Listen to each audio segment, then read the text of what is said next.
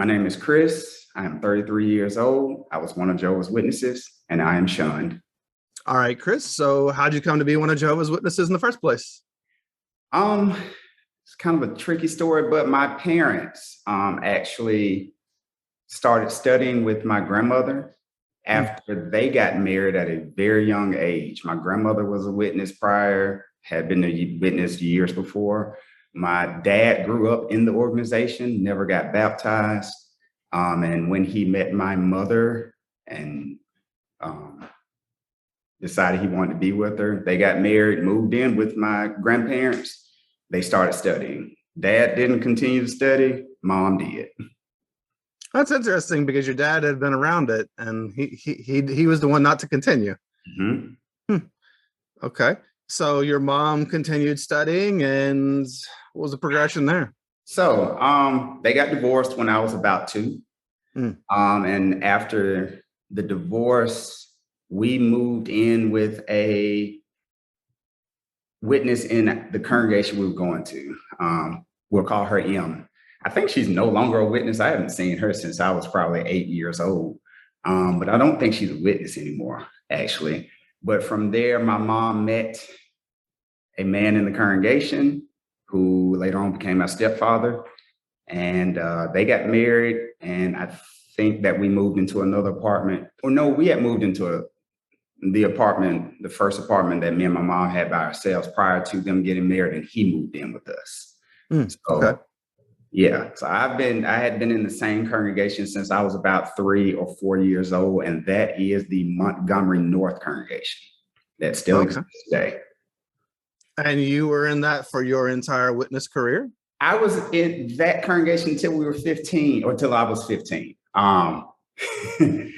And we ended up leaving because of some strife and disagreements that were happening within the congregation, but it was all within my family, actually.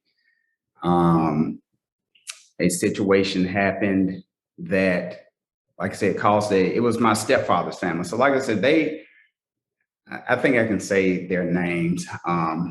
But my stepfather's family is both sides of his family, one of the largest families in Montgomery, the Thomas and the Hendricks families, both of them. And his grandfather was responsible for most of the Black Jehovah's Witnesses in the state of Alabama becoming Jehovah's Witnesses at that time, early in the 50s, 60s. Oh, wow. So he was just prolific in the field ministry?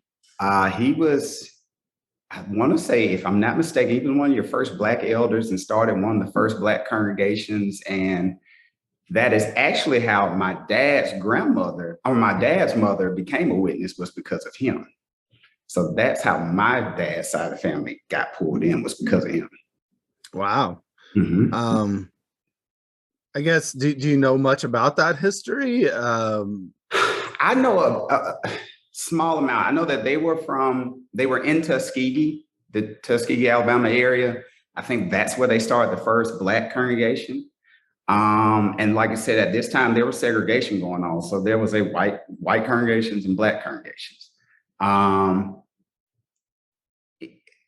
As far as the history, that's pretty much all I know. Like I said, he just is responsible for most of your old head Black elders that may be still around today, and their sons that are still around today. He brought most of those people in. So like I said, that family, they have what's called, you've heard, a strong spiritual heritage. Mm-hmm. That I was a part of. And, it's one of the reasons why I'm shunned so hard today. Oh, of course. Yeah. So then I guess with part of that spiritual heritage behind you, what did it mean to you growing up to being a little Jehovah's Witness? It sounds like you were pretty much raised in it. I mean, maybe a year or two there that you weren't. Yeah. But what did it mean to you? How did it make you see the world around you? So for me, it was always the truth. Like I said, you grow up in something, your parents are telling you it's true. It's just life. That's how I viewed it. I viewed Armageddon as coming.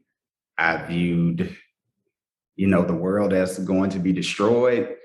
Even my father, who I loved, I just hoped that he would one day get straight and come back to Jehovah. Um, I saw flaws within the organization, but I, would just say, hey, we're just imperfect men. They're doing their best. That was always me. Even, I had a lot of troubles in the organization as a teenager, a lot. Okay. We'll get to some of those, I'm sure. Yeah.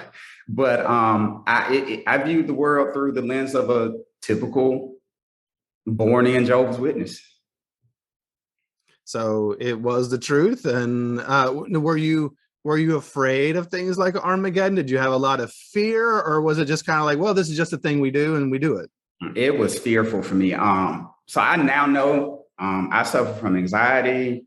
I have PTSD about certain situations that I've been through in my life. I would have nightmares about Armageddon. All of those publications that you see on Twitter and Reddit. I mean, I still have the Revelation book in my garage right now.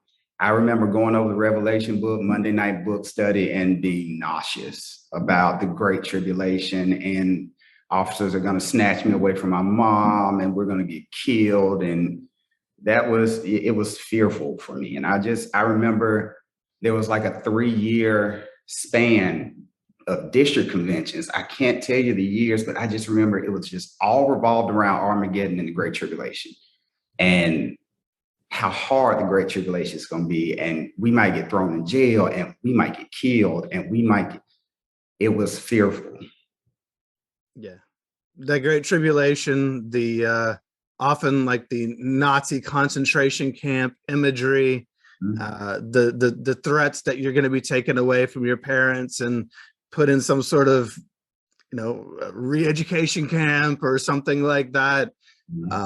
They really harped upon that stuff growing up. I don't know how much they talk about the Great Tribulation today. I haven't seen much. I mean, the last thing I've really seen was that, the video where they're in the field and yeah, he just comes down looking like Kenny Rogers and, I guess kills all of them. Good old Kenny on his horse. That's funny. No, that's right. They do. Their videos, I guess they're harping more, using their video imagery now to reinforce the fear and what's going to happen, and how, maybe they'll be in a bunker or a basement or something like that, hiding, and or in a field with the surrounding armies and everything, and then they'll be saved. Yeah. So yeah, they just probably do it in a little bit different way today. We just had books. We had books, with scary pictures, and then lots of talks about it. Elders that were getting on stage and giving you their opinion of what's going to be, and it would be just violent, and what I now know is very cringy in their own little minds, that it would just be scary stories, but that they were cooking up in their own minds. Like it was all speculation. We don't have any information on the Great Tribulation. Very true. So growing up in that environment, seeing it that way, let's go to, what was your life like at the Kingdom Hall? Let's start there. Were you somebody who felt like you fit in? Did you enjoy any of it? Were there certain parts that you didn't enjoy? So yeah, I fit in. Like I said, my stepfather's family they're a very large family, both sides. So I had a lot of adopted, I guess, or step cousins, but they were always like my cousins to me. And like I said, in the Montgomery North congregation, that's where most of us went. So it was I had a large group of cousins and friends.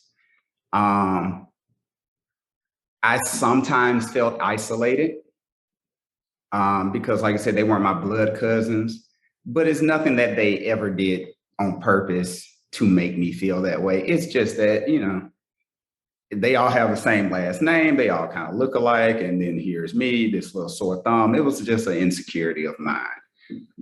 As far as in the congregation, I gave my first Bible reading, my first talk, when I was 4 years old. Yeah. And Four. Wow. Breaking out the stool and everything for you to stand on. I never forget, them having, because, I know they have the little button now where the stand comes down, but I remember them cranking it, and it seemed like it took them forever to crank it to come down for me. But I did. I remember that it had a lot of large words in that talk. It was Nebuchadnezzar and Nabopolassar, and it was one of those talks. And I remember my mom being mad that they gave that to me as my first talk. So yeah, I mean, Kingdom Hall life wasn't bad. I hated field service. I did like McDonald's breaks. Yeah, best part of any field service day. Yeah, like we all like McDonald's break around 11. But yeah, in my younger years, there was nothing I didn't like in particular other than, field service. Sure. Okay. And I know you talked about having like a lot of cousins and such around in the Kingdom Hall. Did you have a lot of relatives too? Were they actually in your congregation? I would say, honestly, maybe at least 65% of the people in my congregation, between the ages of 4 and maybe 10, I was related to them. Oh, wow. Okay. So I don't think I've ever been in a congregation quite like that. I've been in some with some prominent families, but it was maybe a 10, 20 people or something. Sounds like you all had a lot. I would say at least 30, at least. Yeah, it would be at least 30, maybe 40 people. Wow. If you're including all the kids, yeah. Wow. Chris got family everywhere in that congregation. All right. So you obviously had that. So family, let's talk about family. So what was life like at home growing up? Kind of what I mean by that is, what was the temperature of the room? What was it like you and what was it like inside Chris's house? So, like I said, I don't remember a time really growing up with my dad and my mom, because I was 2 when they got divorced. When my mom remarried, I remember early on things were okay. We were very close as me, my mom, and my stepfather. What I later found out was we were so close and we were always together was because right after they got married, they got disfellowshipped. Literally weeks after, I found that out recently. My mom told me that. So you didn't know they were disfellowshipped? I was a kid. I had no idea. Oh, wow. I don't remember them being or sitting in the back room or anything. When I in the Kingdom Hall, I don't remember anybody not talking to me. I don't remember leaving early. But my mom told me right after they got married, they were disfellowshipped weeks later. So that was, like I said, we were close early on, but problems started happening. Maybe I would say around 7 or 8 within my household. My stepfather wasn't the best with money. I'll put it that way. And a lot of issues arose from that. Okay. Well, I mean, financial issues are a source of a lot of stress. I had my own share of those. Jehovah's Witnesses don't really teach a lot of value of money. It's just a means to an end in this system. Who cares? Don't save for anything, certainly don't work towards getting a career job that pays well. And I mean, I don't know if his problems were just paying bills or if he had a gambling problem or something, but he is a painter by trade. A lot of the men in his family are. He's a very good one as well. All of them are. His uncle, who is one of the most influential elders in the state of Alabama to this day, is one of the most well-known painters in the state of Alabama also. So his problem wasn't gambling or alcohol or abusive. It was going to work and just managing money. That was the main issue. Sure. Okay. So you all started to have financial problems, and I guess that caused a lot of tension in the home. It did. I remember, I mean, I've told my mom this. I was so used to arguing, I would get anxious when they weren't arguing because I would be anticipating the next argument. I'd be like, oh, wow, it's been quiet in the house for like 2 or 3 days. What's going on? When are they going to start yelling again? But when they were yelling, it was kind of just, it's normal to me. So it's no big deal. But it wasn't the greatest situation, but it was just what I was used to. Sure. Well, yeah. I mean, a lot of us grow up in various types of abuse or whatever the case may be, and it's what we know. So it's our norm, right? And sorry that your parents were struggling so much, and it sounds like it bled over onto you as well, which is going to be the normal case. Mm-hmm. Yeah, usually. Yes. Okay. Were you all the family that was all about, personal study, making sure you had your watchtowers done, out in service all the time? Were you all that family? So, not really. It was they were inconsistent with that. They tried.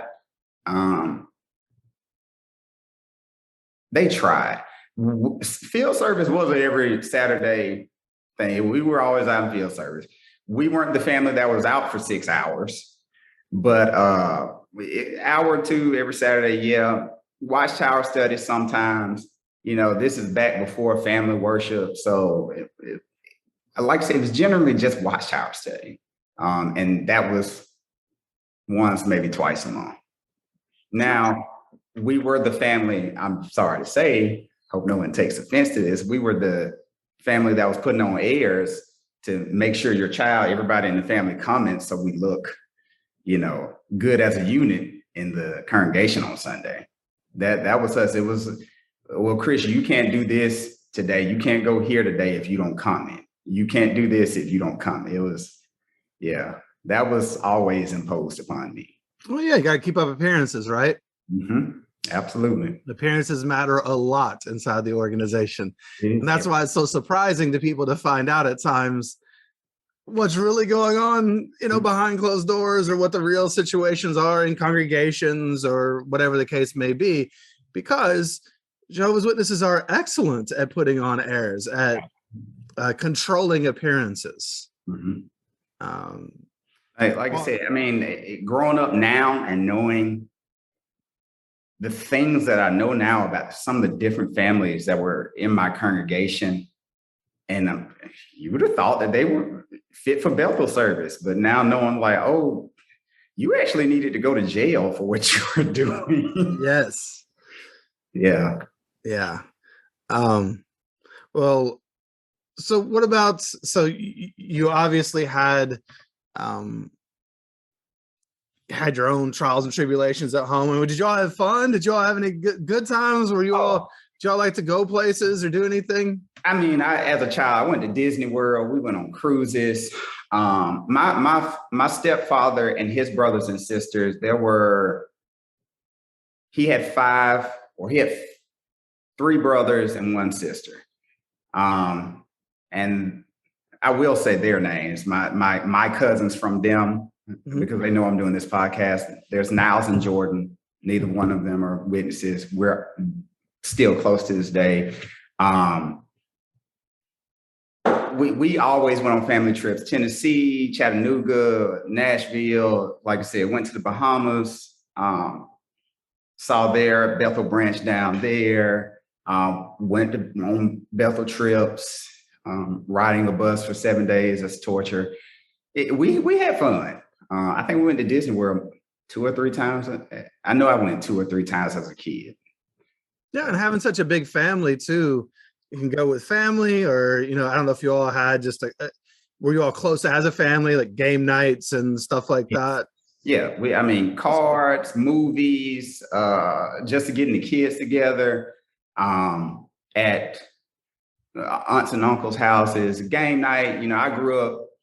The house that I really grew up in, it had a garage that was converted into like a game room. So I had a pool table, Nintendo 64, and we had a swimming pool. So my house was the party house. Nice. Like I said, I can't complain about pretty much anything before I was maybe 14 years old. Okay.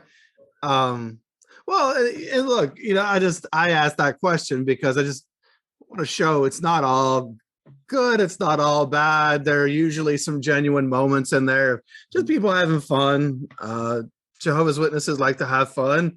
Well, some Jehovah's Witnesses like to have fun in different ways. It depends on the person, but yeah, just play some games or whatever. And you had this big family here too that you all could kind of tap into, and that I could see that being nice. What was school like for you growing up? Did you feel like you fit in, or did you have friends there, or did you have so many friends at the Kingdom Hall that it was easy for you to push everybody away at school? So for the most part, I mean, I had friends. I was never close because, again, we weren't allowed to play sports, or I wasn't.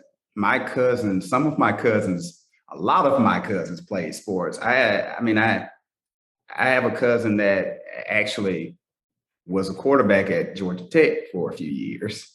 No way. Yes. Yeah.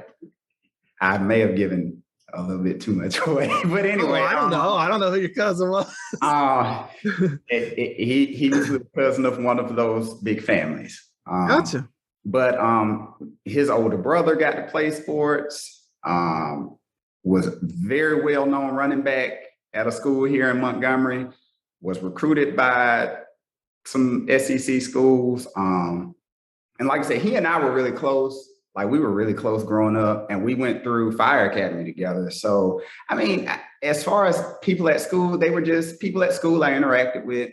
I never, had kids over from the neighborhood generally. Sure. Sometimes they would come to my house to play basketball, but, as far as hanging out, I don't really, school was fine. I didn't not fit in, but, in the back of my mind, I'm always thinking, oh, well, these kids are worldly and they're going to die. And it was that sort of thing. Sure. So what was your progression as you went into you mentioned 14. Was there somewhere in there that you got baptized? What was your progression, or is there anything that we're missing, from the ages of 7 to 14, so to speak? So, I just remember my 14th year of my life being rough. My stepfather's mother died. A lot of things happened prior to that in the course of me waking up, I think I had suppressed it mentally, but I just remember when my stepfather's mother died, that just brought on a lot of not issues, but it was just a tumultuous time. The way she died, the reason why she died, that's kind of what caused issues within the family. It caused me, honestly, for a short period of time to kind of mentally just walk away from the organization. Of course, I had to go to the meetings, but I wasn't participating. I was depressed, is what it was. I was very depressed. My stepfather's mother was one of the sweetest women I'd ever met in my life. I don't think I ever heard her yell. She loved everybody. Everybody knew her. And it was just depressing seeing how, I remember the night she died, just seeing how depressed my stepfather was. It was a rough period. And that caused, me to rebel a little and do a few things that got me in trouble. Okay. And I'm a baptized publisher. Please don't say if you don't want to. I'm not trying to push you too hard, but I mean, did she die in a some sort of way that was particularly tragic? I want to say she went into the hospital with something kind of sort of minor, and she passed from like septic shock and an infection in the pericardial sac around her heart, and it was bad. She had gotten moved to ICU, and there was a lot of things that were happening that was coming out about what her husband was doing in his secret life. Yeah. And it was just a rough time. It was a rough time. Oh, okay. So kind of one of those family uh, deathbed revelation type things. I know I knew someone who died and was a witness, and a whole lot of horrible secrets came out about that family at that time. And there are a lot sometimes the grief of that, or people have things to say and they need to get it out, and it all comes out at those times. Yeah, it was, like I said, it was a very rough time, because so many people loved her and so many people cared for her. They had their opinions about how she should be taken care of medically. And the family had, prior to this, lost uh, a baby cousin. I say baby, she wasn't that young, but there was a certain medical treatment that they were giving her that they wanted to give to my stepfather's mother, and the side of the family they didn't want them to do that because they were thinking that that's what killed her. And my stepfather's family was like, well, she needs it. And so that caused some fighting and clashing. And it was just stressful. I just remember it being it was just a bad year. Sure. Did it involve blood? It didn't actually. Okay. So it was more because witnesses have this paranoia around obviously blood because of their doctrines, rules, and regulations. But a lot of witnesses are very, very anti anything established. And so the medical community being part of that as well. And oftentimes there's a lot of skepticism. If only they took that same skepticism into their own faith. Exactly. But they're so skeptical of, medical treatments, or just because something didn't work in one situation. Well, Yeah. I mean, that doesn't mean it wouldn't work in another. We're all different. And Exactly. So, well, I'm sorry. So it sounds like that really shook you. it did. Like I said, I had been through a few things prior to that. I had lost a brother who was born prematurely. And like I said, I remember people telling, just pray about it, Chris. Just pray. He'll be fine. He died. Had the funeral a week later. My grandfather died on Halloween night. So like I said, I had seen my fair share of death pretty young. And like it was something about her death that really it upset me. Like I said, it caused me to recede within myself. I was just not the same kid. I didn't want to hang out as much. I didn't talk as much. Like I said, I started seeking association elsewhere. Okay. So you mean like at school? Yeah, and mostly amongst girls. Oh, okay. So you started escaping into relationships with girls at school. Okay. Because you were hurting. And I'm guessing you didn't get a lot of grief counseling, or did anybody talk to you about what you were going through, or ask you what you were going through? I was told that I needed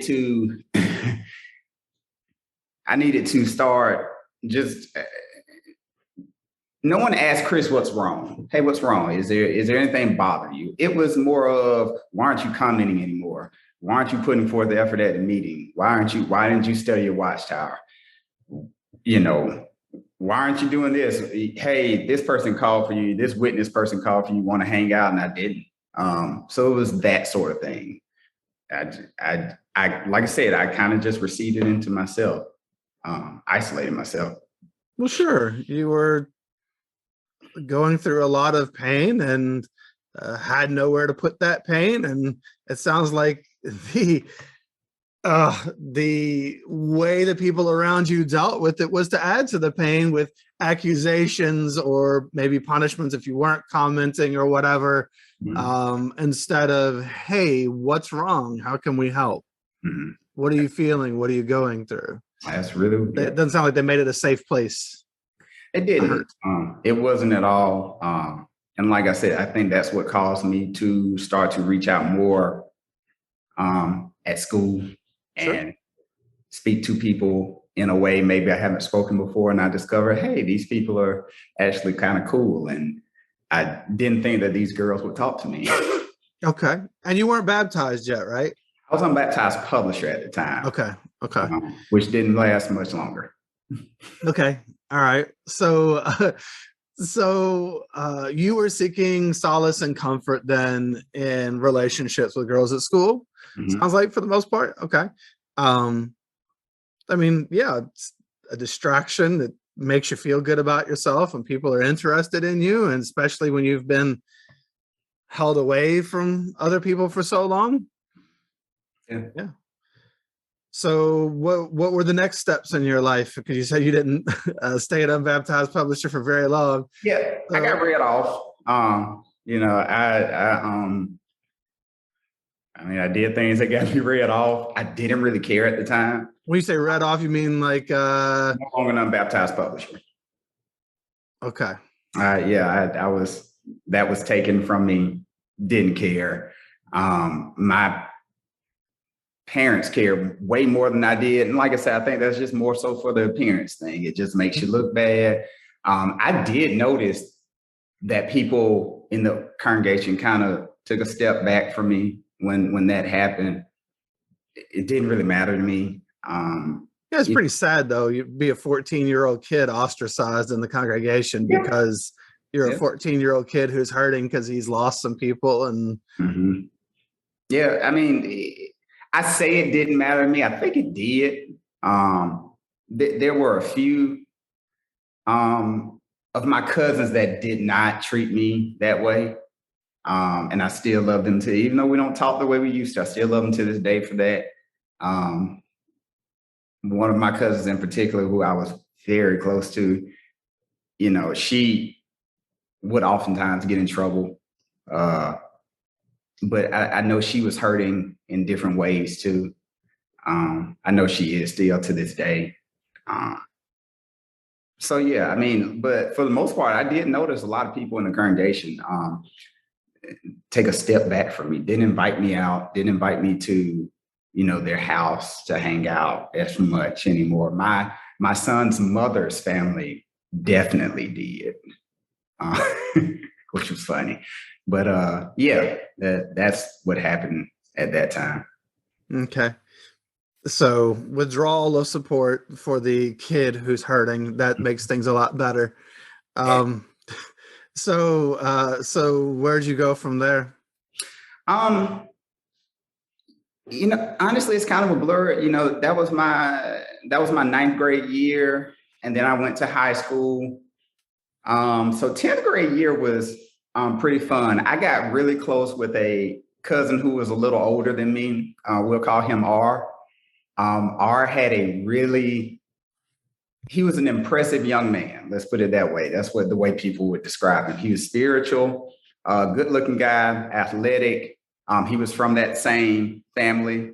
So he had that strong spiritual heritage. His father is actually, or I will say, professes to be one of the anointed. Okay. So he took me under his wing. He started taking me out, started showing me things. I started getting to hang out with other people from other congregations. He started teaching me how to drive really early on. Like I said, I was really 15 and he was making me drive him around town everywhere. People didn't know that. And what's funny is he was only 18, but you know, we were drinking and we were having fun. But he always encouraged me. What was funny was we would go to clubs, sneak in clubs. We would go to these women's houses and we would drink and we would go to fraternity parties, but he was always encouraging me still to stay spiritual, to reach out for spiritual goals. It was very confusing. Well, that is very confusing, but very sometimes, confusing. You know, again, thou doth protest too much.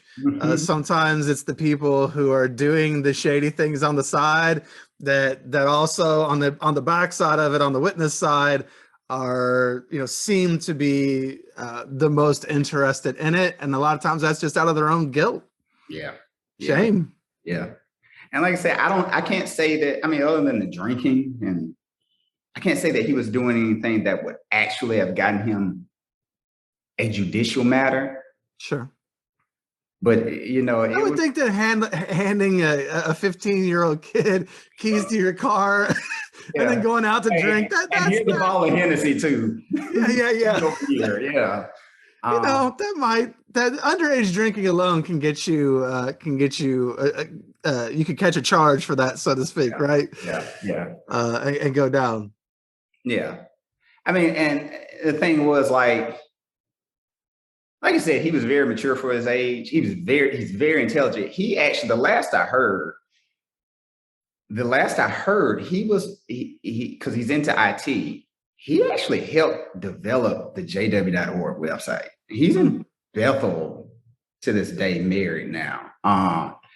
Like I said, last I know for a fact, he had a significant part to helping to develop the website and all of the features, not all of it, but some of the features on it. I don't know exactly what he did, because he and we just kind of lost touch.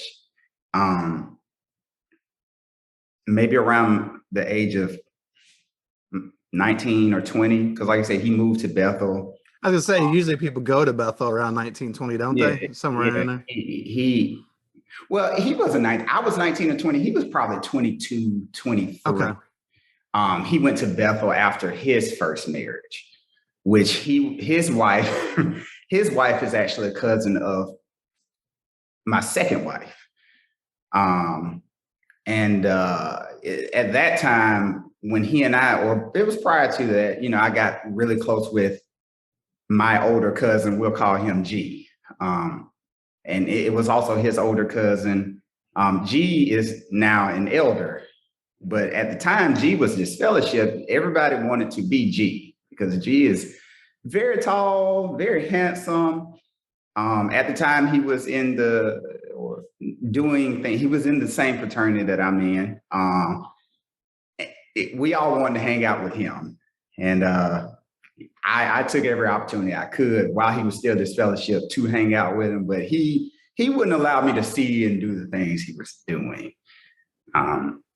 So yeah, like I said, I kind of lost contact with my cousin R when not lost contact, just stopped talking. He went to Bethel.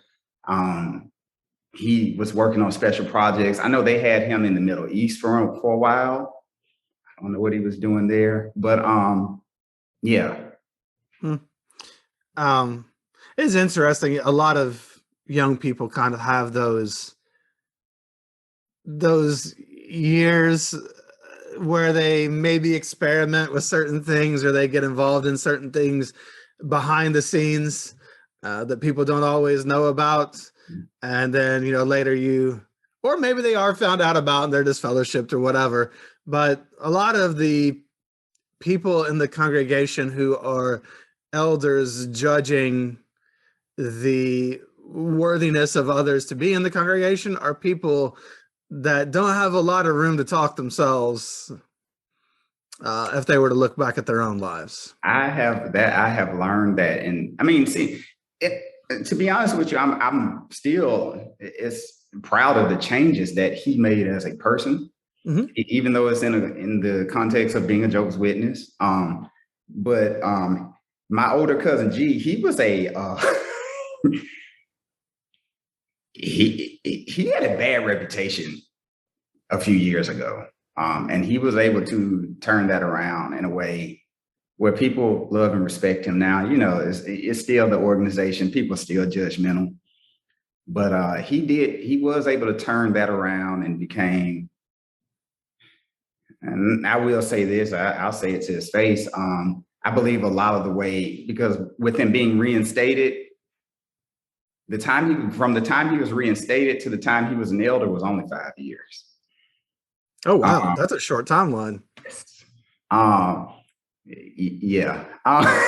So a lot of that, I think, like I said, came from his father. who I told you was one of the most influential elders in this Sure. state. They're in the same congregation. Mhm. So, but like I said, I'm still proud of the changes that he was able to make. He's a great father. Still love him. Something happened between us that we'll get to.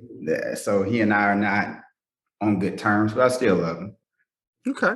We're still a human being.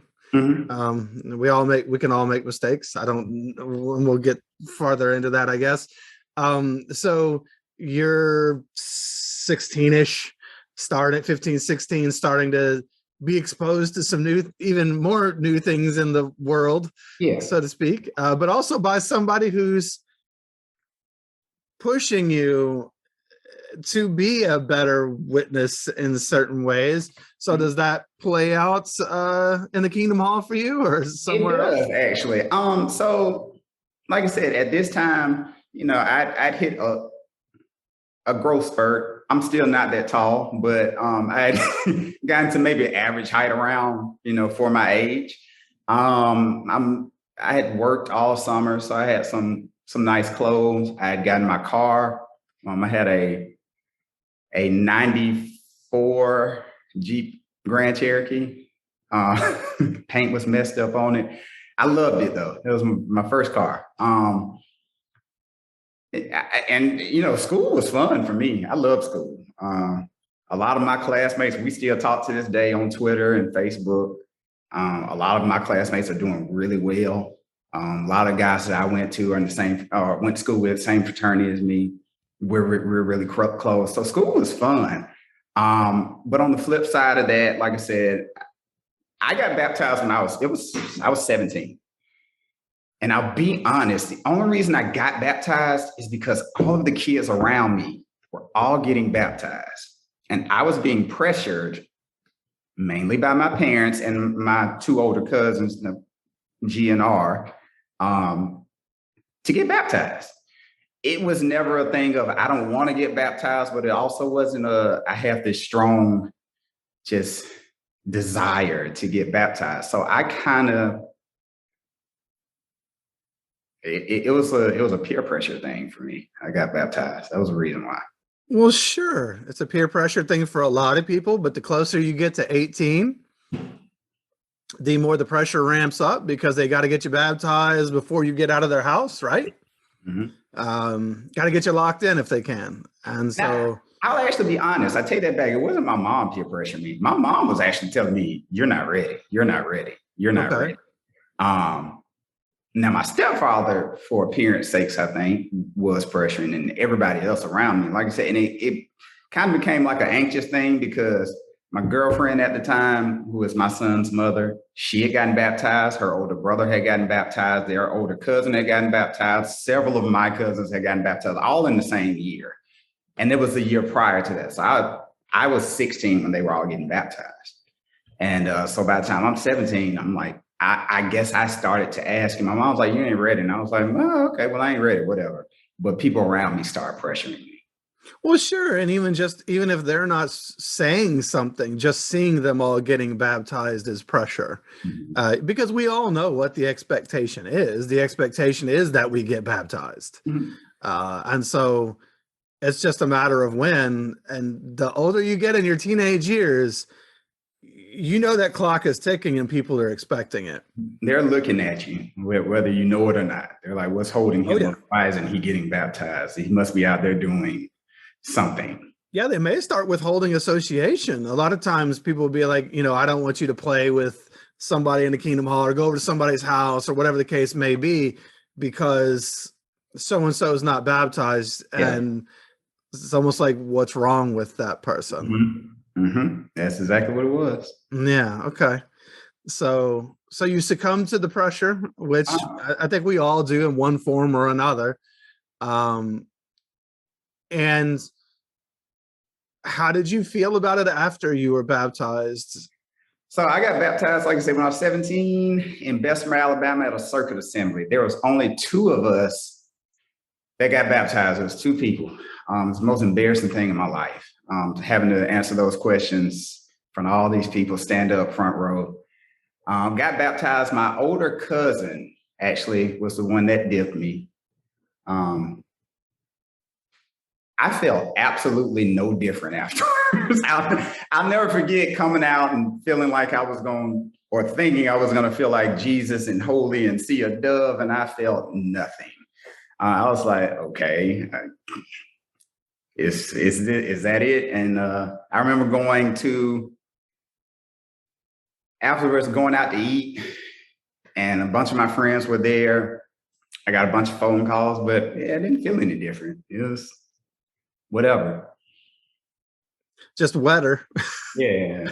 Just had to go get in a pool in front of a bunch of people, and it's kind of strange. Everybody's watching.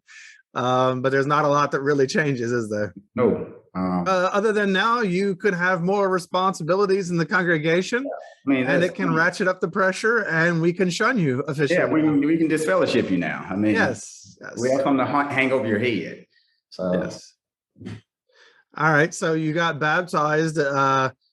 Did you feel any pressure to reach out in the congregation immediately or anything like that? Yeah, immediately. So, like I said, that was my senior year of high school. I was asked to pioneer. I was immediately giving more talks. People started talking about Bethel service to me, and that's one thing I knew I did not want to go to Bethel. I was like, oh my God, I didn't want to go to Bethel. But people were encouraging me to go to Bethel. Just go up there for a few months, and I'm like, oh God, no. I knew what I wanted to do. I wanted to go to school for accounting. But I still I enjoyed some of the responsibilities in the congregation. They started having me work behind the literature counter. Like I said, I was holding mics every Sunday. And more talks. I was giving talks every other week. And like I said, by this time, I've skipped over this. So by this time, we've moved from the Montgomery North congregation.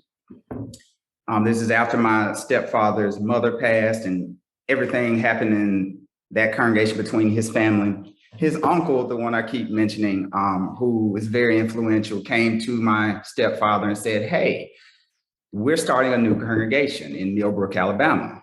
Would you like to join? Would you like to come on over here? So they decided, because of everything that was happening in that congregation, to try and start fresh. And so we moved. We changed congregations. We actually moved. Well, we were established as the Millbrook congregation, but we were using the Kingdom Hall. We were using the Prattville congregation Kingdom Hall. And we were meeting on Mondays and Wednesdays because they met on Tuesdays and Thursdays. And we actually built that Kingdom Hall, and it's still there to this day. So yeah, from the ages of, I want to say 15 to 6, it took a while to build that Kingdom Hall. It was a good while. So I was probably 16 when they finished the hall. And from that point forward, it was mainly my uncle who was the presiding overseer at the time. I think what they call them Kobe's now. Coordinator of the body of elders. Yeah, presiding overseer. Yeah, that's easier to say. Yeah, he wore that title proudly. I mean, that was his congregation. It's still his congregation. And he still has his fingers in a lot of pies, and a lot of elders in other congregations do what he tells them to do. It is what it is. So yeah, but I was really close with him and his wife. He used me for examples and demonstrations all the time. He was giving me talks all the time. I know that all of that was his doing because he was trying to train me up. And so yeah, I was kind of heavily involved. It was immediate pressure. Okay. Back to the congregation that you were leaving, you just talked about the family stuff there. Was it just because your stepfather's mom had passed and then certain revelations came out that stirred up the hornet's nest? Sort of that. Some stuff came out.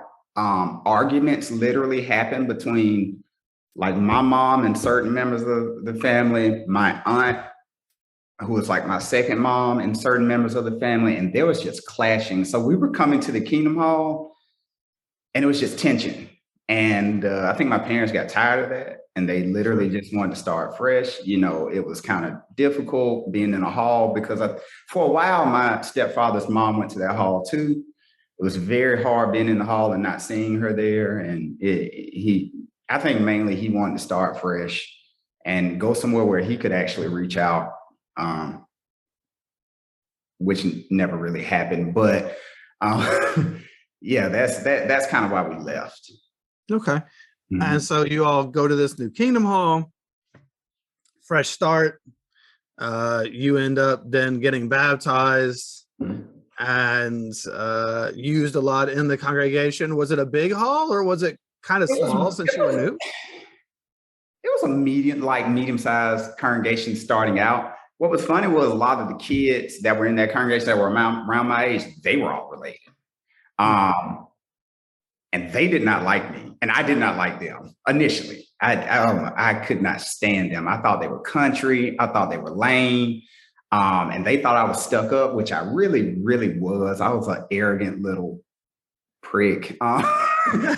Just being That's honest. going to be the title of your episode, Arrogant Little Prick. I was very arrogant. That was mainly because of my two cousins. They were, boosting my head up and telling me, you know, you're this, you're that, you got to carry yourself a certain way. And they immediately saw that and they did not like me. And then I'm being used and I'm giving all these talks. They didn't like me. And there was one guy that was in the congregation. He and I got real close and we're still cool to this day. But other than that, the rest of the way, I was not close to anybody else in the congregation. Now that changed about 2 years later. I was just thinking, you know, I always thought it would be cool to be from one of those big prominent families to some degree. You know, I saw certain ones, but they always had the most drama internally. And I'm going to say some of the kids that I knew from those families were arrogant pricks. And I think that's because they were revered in their congregations in a lot of ways because they dominated it. Yeah, you're told you're from this family, you have this heritage, and you're this, and you dress like that, and you're better than certain people. I mean, of course, it is. Of course. And then now here you are out of your element, have moved to another congregation, and there's potentially some other families that are used to being more dominant. And so now there's going to be these feuds here. You know, it's like, why does he get used and I'm not? Because I'm used to being the dominant one. Yeah. And there's just so many dynamics and all of that. It's really quite awful. Yeah. Sometimes when I look back, I am kind of glad that it was just us. We had nobody else. There was none of that other pressure. No infighting, yeah. I'm sure it's just, you know, it's the yin and the yang, the good and the bad to everything. You know, there were positives and negatives to the circumstance, I'm sure, like anything else. Yeah. So you all are now in this congregation and you're being used a lot. You've got these clashes, I guess, with the other kids a little bit, not fitting in. Yeah. And what eventually actually happened was the father of one of my cousins, who he just recently passed 2 years ago. No, I'll take that back. He didn't pass 2 years ago. He passed last year. I'm sorry. His brother passed 2 years ago. But he came to my stepfather and started asking, hey, how's Millbrook congregation? My stepfather was like, I love it. We love it. It's great. It's this, it's that. And this cousin was like, well, I'm having issues in North Congregation. They don't want to use us. They won't let my cousin who I went through fire academy with, they won't use him. They won't do anything. He was like, they barely will call on us if we raise our hand, you know, to comment. He was like, well, come to Millbrook. Okay. So they end up in Millbrook Congregation. I was so happy because I'm like, now I have 4 friends. I have 4 friends, like, because I'm already close to them. I have 4 allies in the congregation with me. And it was funny because, like I said, it's 2 girls and 2 boys. And they're all really good looking kids. Let's just put it that way. They're really good looking. Their mother's Creole. All of the boys like instantly fell in love with the 2 girls, my 2 female cousins. And it's funny how they started to like try and get cool with me so they get close to them. So I eventually let my guard down. Everybody started kind of meshing well together. And then a few more of my cousins came over, and then a few more of my cousins came over. So then I had, a pretty good amount of cousins in that congregation. It wasn't like the previous one, but we all meshed well, pretty much. Well, I'm sure that was nice. Mhm. There's just so much people in the congregation use each other so much, Mhm. and this whole like we're gonna be friends with you. I mean, I guess in the congregation we do talk about even as brothers being used. Mhm. Sadly, that can trickle into the ex-JW community as well. But there's a lot of using of people, like in your case, to get to your cousins and Mhm. such. People who previously weren't interested in you suddenly are. Mhm. Mhm. Yep. It's funny how that worked. Yeah, it is. So where'd you go from there? I mean, it sounds like you're kind of fitting in. So yeah, I You're mean, being like I said, used. You got friends. yeah, I got in trouble for the first time judicially. Um, I got in trouble, and I got publicly reproved that first time. Okay. Um, and it was funny what happened. Like I said, I did what I did. I got reproved. This other person got reproved as well, and I remember calling my dad and telling, I forget how or why I told him, but he blew up when I told him that I had gone to the elders on myself. When I say blew up, my dad has a temper. I had never seen him so mad, and I didn't understand why. Yeah, because you did the quote right thing, right? He did the right thing. Within the thought You and processes of somebody else. yeah. And we all understand, right? Something happened, and you went Yeah, and I went talked to to the the elders, elders. confessed, and I was shown mercy. Well, so my dad is starkly against the Jehovah's Witness organization. I know he does not mind me saying this. I bet he wants me to say he hates the Jehovah's Witness organization. Sure. He despises it. I now know that it's because my dad's side of the family, from the time that I was growing up or born up until now, they're not close. There's a lot of jealousy and strife and envy and within my. Can I just want to make sure I've got this right. Are you talking about your This is my biological father? Mhm. My biological father's side. So within that, there's 6 kids. There are 5 boys, 1 girl. Of those children, the oldest son and my father are not witnesses. Those are only 2. Mm. All of the boys are elders. And then So my he aunt, comes from a family that's been destroyed by this. and that's why he hates it. Sure. Because they used to be close. They used to all be close. I didn't know this. I never, I was close to one of my cousins. He was like a brother to me. To this day, I have nothing for him, but I wasn't, and I was close to my aunt's 2 daughters, but I wasn't really close to the rest of my family. I would see them. I can honestly tell you I have one of my uncles I've seen in real life. I've probably seen him maybe 10 times, and he doesn't live that far from me. So they're not close, but I now know that's because the organization ripped them apart. The children that aren't in are shunned and ostracized and talked down upon. And then there's me, who I'm the worst of the bunch because I'm the apostate. Yeah. Okay. So your dad, so you say your stepdad's the one who blew up at you, or your No, my biological father. biological I called father? him Okay. and told him Because of his hatred, he's like, his thing was, why are you confessing anything you do to another man? Like, he always says this, do you know what that man did last night? Do you know what he's done in his past? Or why are you telling him? And that was my first time ever hearing about 1975. My dad unloaded everything he had on me. I was like, that's not true. You're lying. That's not, no, that never happened. That never happened. And he's like, Chris, I lived through 1975. I remember I remember what they were saying prior to it.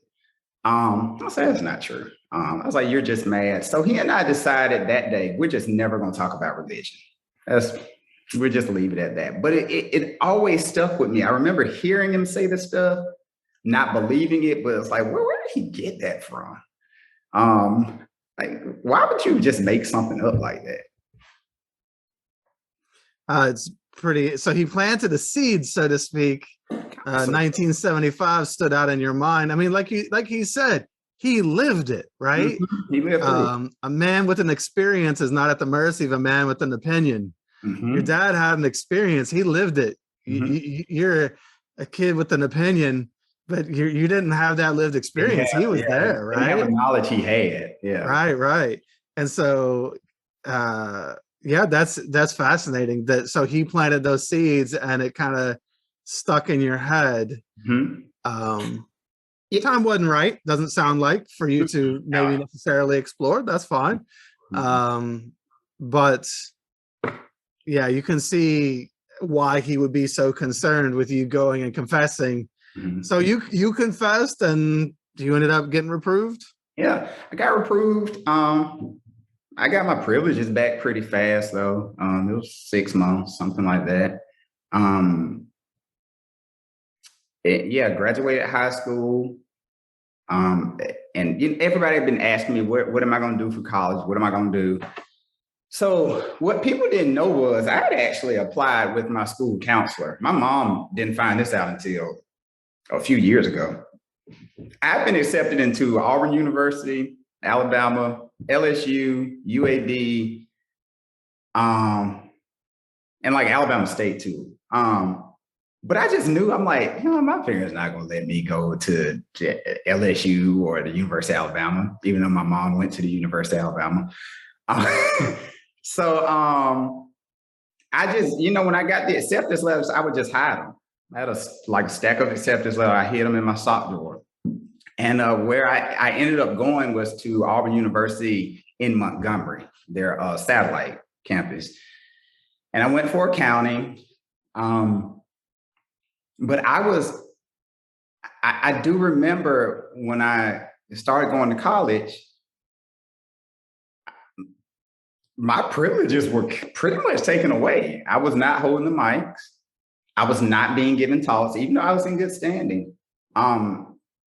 That whole time I was in college a year the first time. They took away all of my privileges. And my cousin, he graduated the same year I did, the one that was being he was a highly recruited football player. And they had already kind of taken his, he was so good that he was like all Metro running back. Name was in the newspaper. I know for a fact they met Nick Saban. I have a picture of that. But they were never giving him privileges because of that. But so are you really in good standing, right? Like in good standing spiritually? I guess I would have to say no, really. Right. It's this low key, like we're just letting you know that we don't really approve of what you're doing here, but we can't shun you for it. Yeah. So we'll just shun you from your privileges. Yeah, I wasn't as visible anymore. Yeah. And I think, to be honest with you, because at the time, my son's mother and I had broken up. And so I'm in school and not really having privileges and really sort of being ostracized in a way.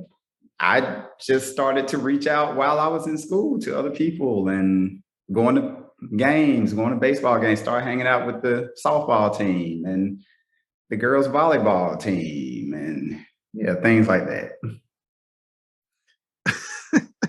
You just said that with a smile. That's the way you said it. Yeah, I got in trouble again. I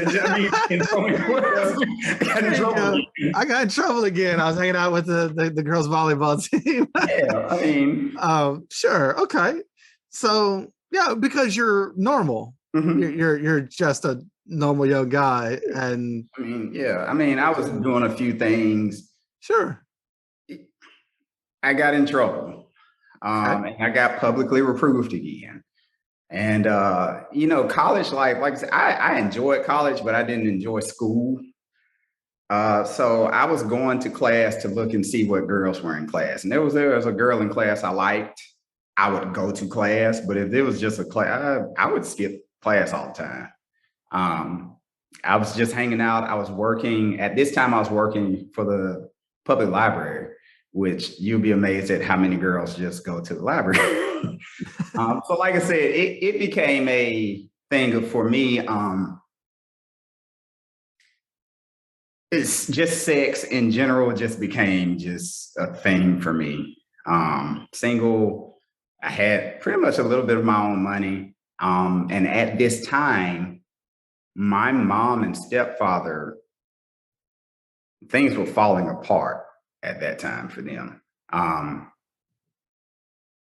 Just like I said, bills had gotten so bad.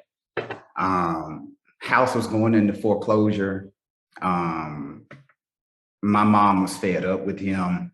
Home life was terrible. I pretty much stayed away from home, which, like I said, just being out in streets all the time, you find things to do. Well, sure. So yeah, that's what was happening my first year of college. Well, I mean, again, you're a young man, same with young women. Mhm. You're at that age where, people are doing things, right? And um, the sexual repression of Jehovah's Witnesses often comes out in different ways. Sometimes people sexually shut down as a response. Other people become hypersexual as a response Yeah. to the unhealthy, extremely repressive environment of Jehovah's Witnesses. And it sounds like from an early age, you had found some comfort in the opposite sex Mhm. when there were deaths and such. So yeah, Yeah. it adds up, right? I Yeah. mean, doesn't make you a bad person or anything. We're just, as long as everybody's consenting and people are Yeah. doing what, it is what it is, right? Yeah. So it sounds like you had then this other life that you were living. Definitely a double life.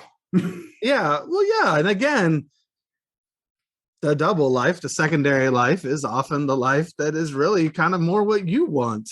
Exactly. Whereas the other Jehovah's Witness life is the second life. That's the one you were handed and told that you had to live. Mhm.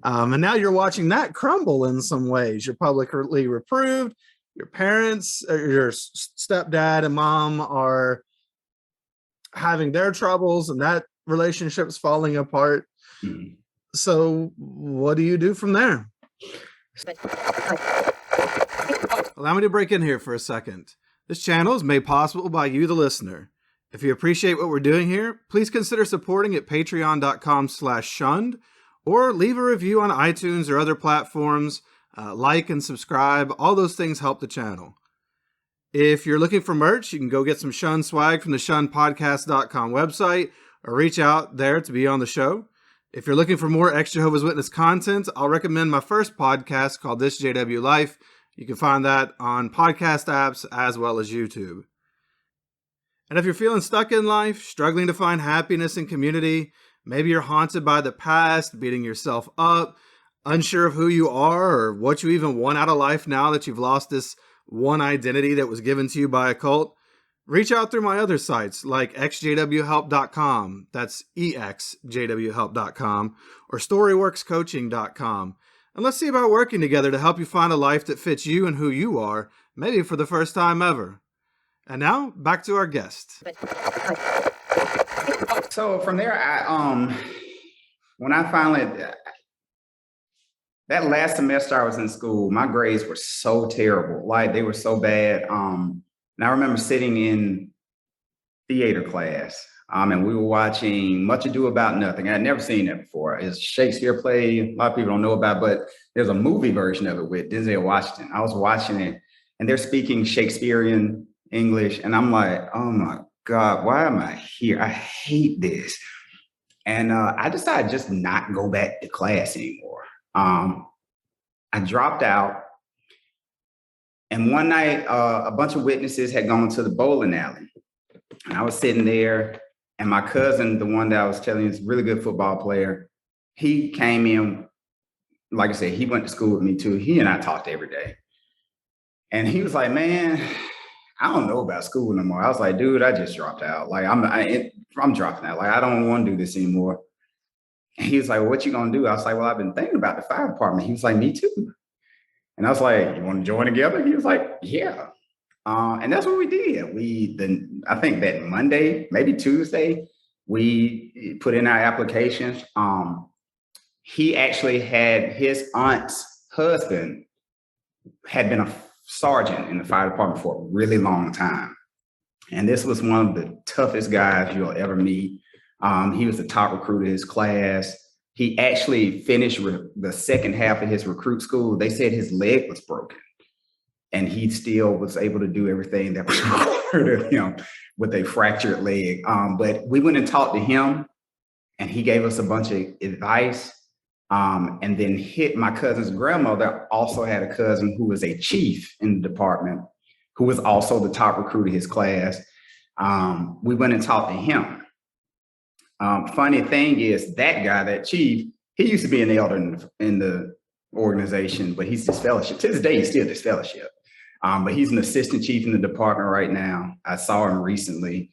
They kind of helped us along in our application process, but the city of Montgomery had a hiring freeze. So there was like an 8-month period that we ended up waiting.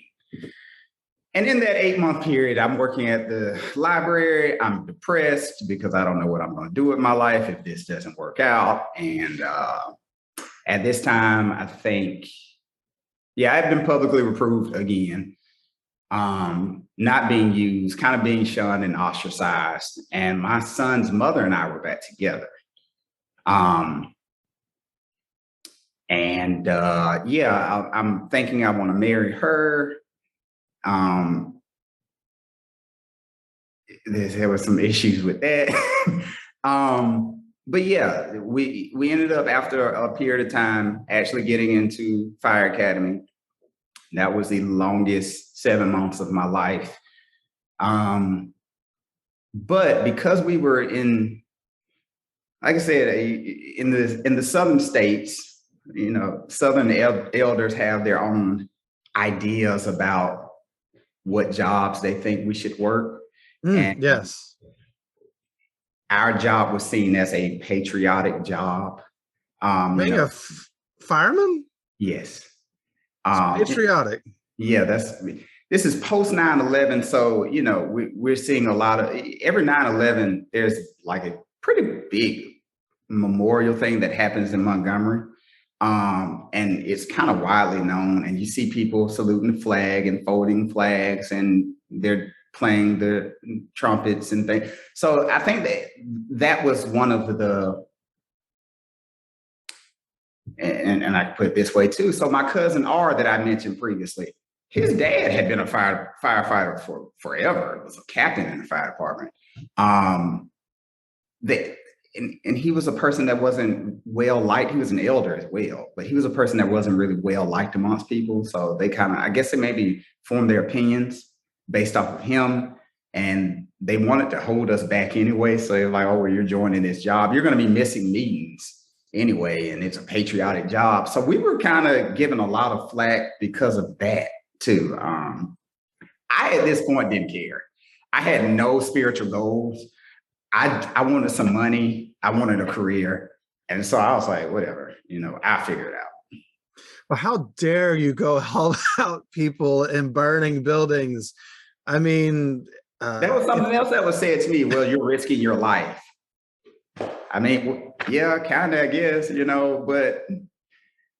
I mean, if you can't throw a watchtower at it and fix it, what's the point of doing it?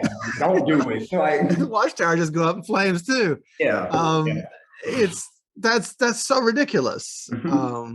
That would be like telling nurses, there's a lot of brothers and sisters who are nurses, tell them their job is patriotic, because if something happens, like at 9/11, weren't there a lot of nurses who were helping triage patients and all the different things? I mean, Goodness.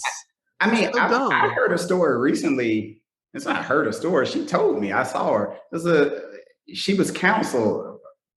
She's a witness still right now, but she's a nurse, and she was counseled because she hung blood and administered blood to a patient. But I'm like, it's not you gave your blood. It was a doctor's order. All you did was connect a port. And she was like, I was counseled because of that, and pretty much threatened with disfellowship. I was pretty sure that their official stance on that was like, I guess as long as you're not working like in the blood unit, and that's all you do, then there's no problem with that. So, I mean, again, you can get counsel for anything that matter of opinion. Yeah, that an elder has an opinion on, and if you can get 3 elders to agree on it, you can be disfellowship. So, yeah. So you go into the fire department. So, yeah, like I said, that was a very long 7-month period. While I'm in the fire department, my mom has asked for a divorce. My stepfather has moved out. What we didn't know at the time was she changed the locks to the house, but he's got another key made.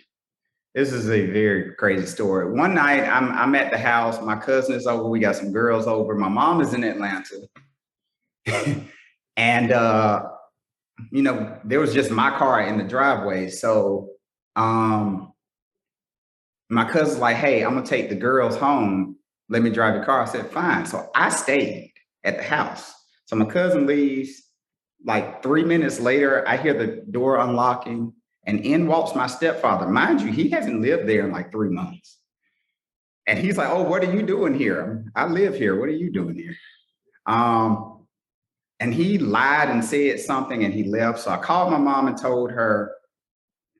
And that caused a big issue with me and my stepfather, because he was mad that I told my mom. I'm like, well, you were intruding. You didn't live here.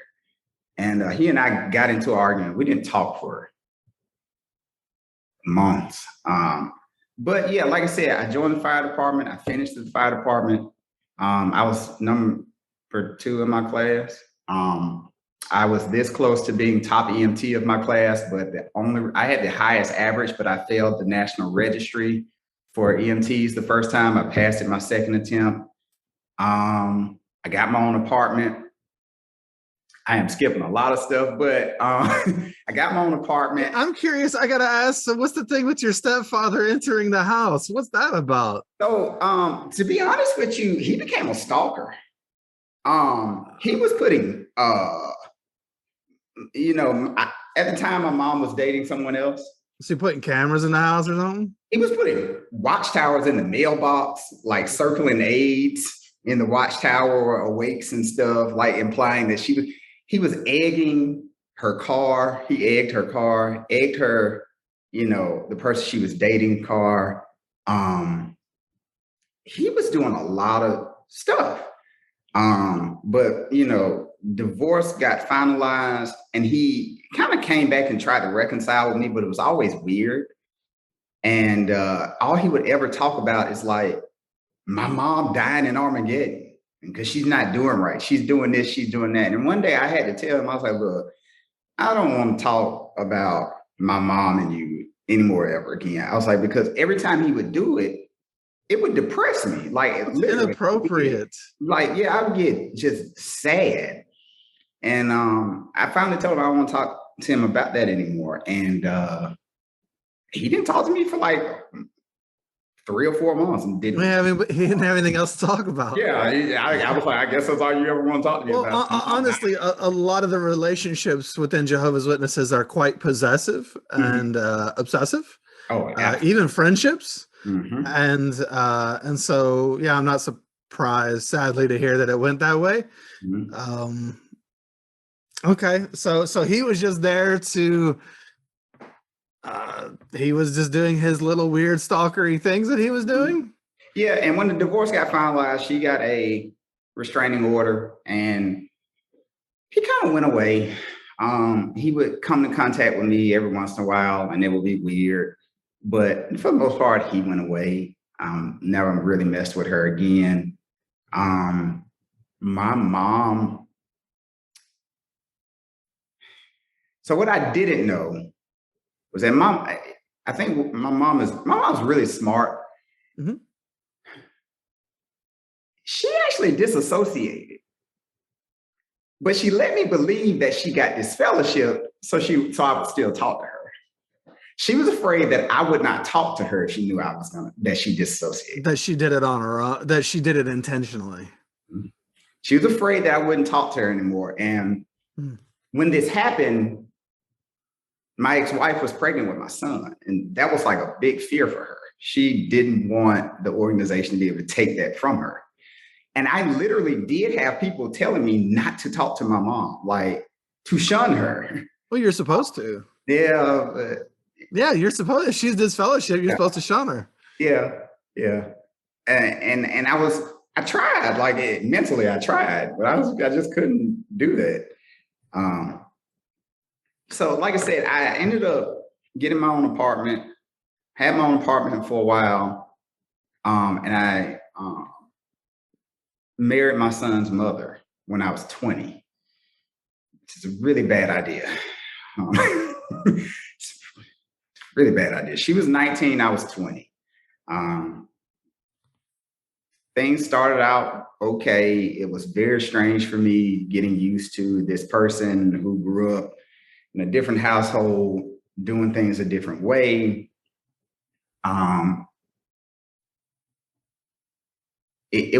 We argued a lot about just random stupid stuff because we were kids. Yeah, you were kids and I would say stunted kids, because Jehovah's Witness kids don't have the same real world experience everybody else has usually. No. Well, and the thing was, like I said, she's a nurse. And she was by that time was in nursing school. And we spent a lot of time away from each other, which caused me as a 20-year-old male to, my eyes to wander elsewhere. And I ended up disfellowship. And I make no excuses for I did what I did. I'm very sorry for what I did to her, but that was my first time being disfellowship. And that was rough. That was a rough period. She left me for a period of time. And when I think of the word shunned, that's what I think of is I felt disgusting going to the Kingdom Hall. Yeah, that was a rough period of time. So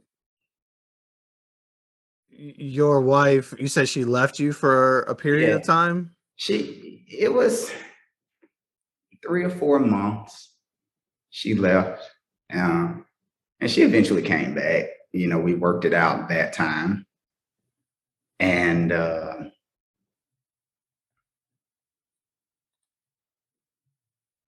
so the way that I ended up actually getting this fellowship was this. My cousin, who is the son of my biological father's brother, he and I are only 6 months apart. This is a person, like I said, when I say he was like a brother to me. What I didn't know was that he was actually very, very, very jealous of me. Had been all my life. A lot of stuff he had done behind my back. Well, fire department schedule is you work 24 hours, you're off 48 hours. At that time, I really had nothing going on except working. I worked 24 hours, I'm off for 2 days. He didn't work, I'll say he's a lazy person. He wasn't looking for work. He was just floating along. He would hang out with me all day. And we would go to Hooters. We would go to college camps. We would just hang out. There was this one girl in particular that I was doing things with that he liked. Well, one day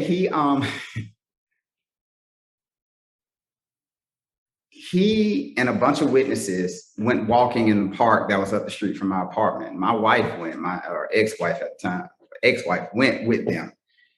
They all walked, and I was at the house, and what I now know is he pulled her aside after they finished walking and told everything.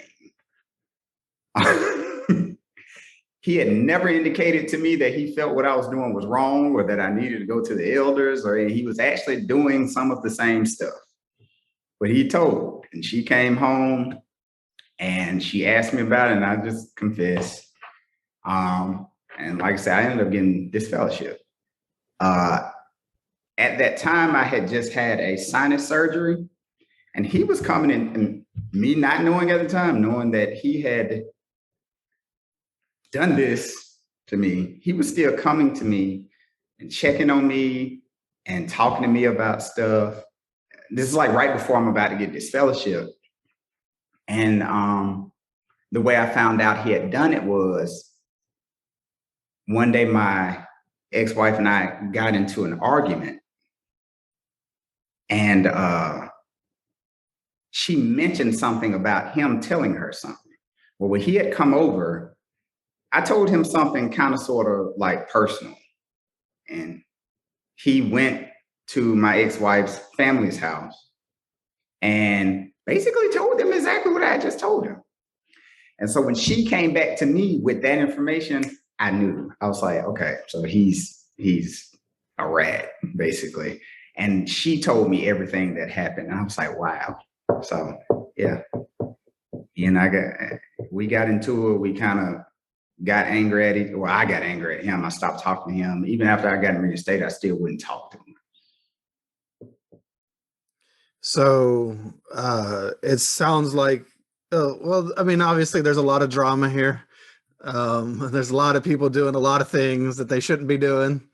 And it's not working out. So how do you recover from this? Because you're disfellowshipped, you did cheat on your wife, right?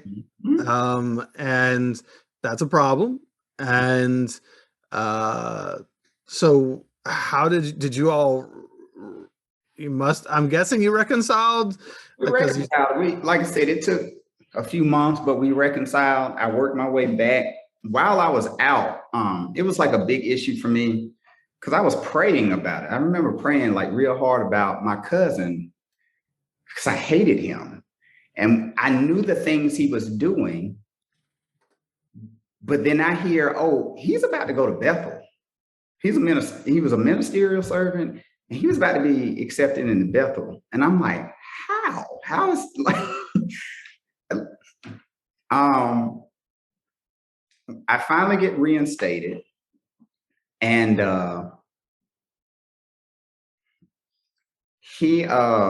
my grandmother, my father's mother, calls us over the house because she wants us to end the arguing. She wants us to be close again. And she said something that tugged on my heartstrings. It's like y'all are the two only grandchildren I have that are close. Everybody else fighting.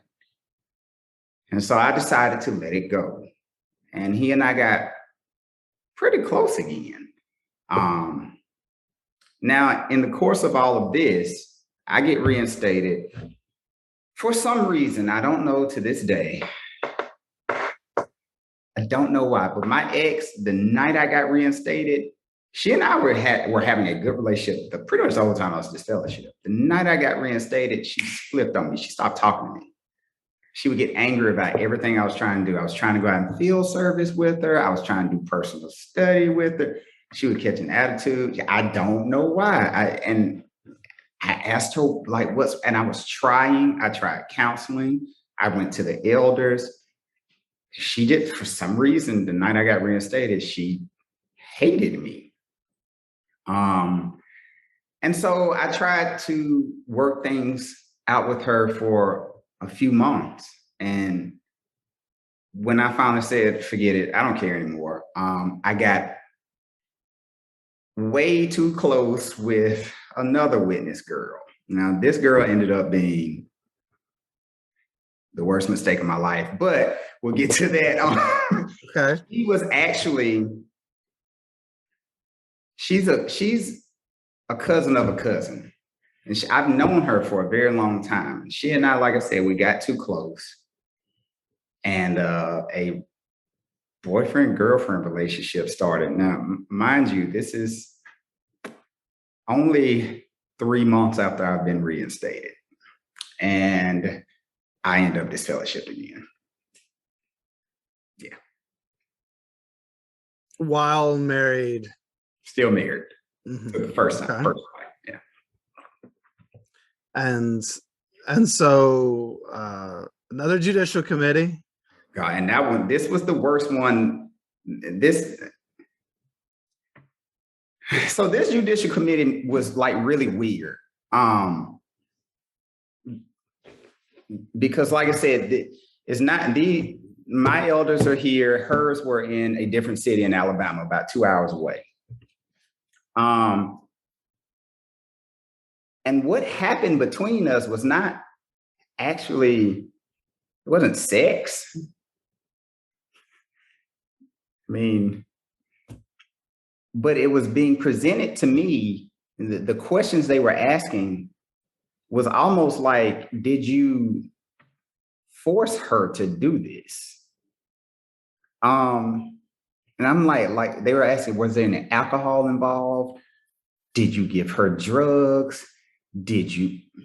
And I'm like, where is this coming from? Like, where? All in all, I get disfellowshipped.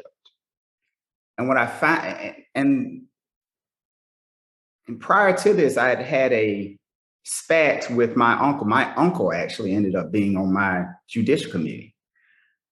I did not want him on my committee. I actually called the circuit overseer and told him, I don't want him on my committee. I don't feel I'm going to get a fair shake. What I know now is my uncle called the circuit overseer and said, don't worry about it. Don't listen to him. He's whatever. So they let him be on my committee. I just knew I was going to get disfellowship. Like I was like, because what I had done was called my uncle out about something he lied about prior to that. And there was like not a judicial meeting, but a meeting held between me and my cousin and my wife and 2 elders and him. He had lied about something and he was continuing to lie. So I called him a liar in front of other elders and the circuit overseer. Well, they just swept that under the rug. Nothing happened to him. And he ended up on my judicial committee, and the questions he was asking me, you know, the questions that you hear on YouTube about, I was being asked, what position, how long was this involved? Did y'all do this? Did you use did you bring a condom? It was those kind of questions. But the other questions, like I said, was the coercion questions was strange. And I didn't know where that was coming from. What I know now is it was actually coming from her. She was throwing me under the bus and then lying to me about it. So I got disfellowship. She only got privately approved. Oh, so she was making it sound like you coerced her to do something she didn't want to do. She was kind of more innocent, so to speak. Absolutely. Yep. Well, and I mean, in the end, I guess I'm not 100% surprised you got disfellowshipped anyway, because you had priors, so to speak, right? Yeah. And so, you know, they would have used that to establish a pattern anyway and disfellowship you. And so you got disfellowshipped again. And so I appealed that. I appealed it. How'd that go? Oh God! Because they don't. The appeal is just to see if there was an error made in the process, not to re-adjudicate your case. I want any witness watching this to know you are wasting your time if you appeal a judicial. They are not going to overturn the decision. This was the biggest waste of my time ever, because one of the guys that was on my appeal committee, I used to date his wife.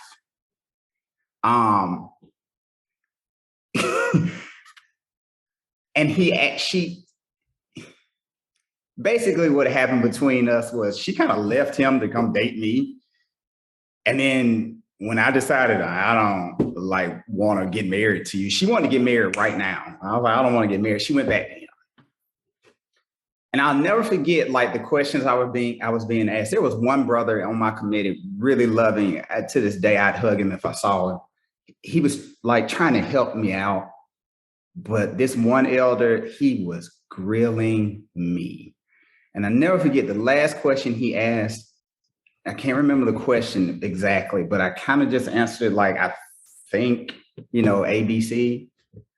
And he was like, well, I just asked you that question. It was kind of a trick question because I just wanted to see what your heart condition was. And I said, well, that's funny. I was like, because aren't trick questions kind of used to get you to answer incorrectly? And I said, and also, isn't Jesus and Jehovah the only people that can see like heart condition?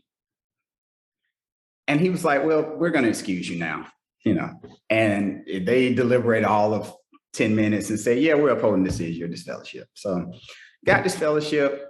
I had actually told my wife that I wanted a divorce. We reconciled through that.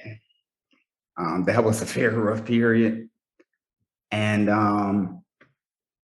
while disfellowship, found out she's pregnant. Yeah.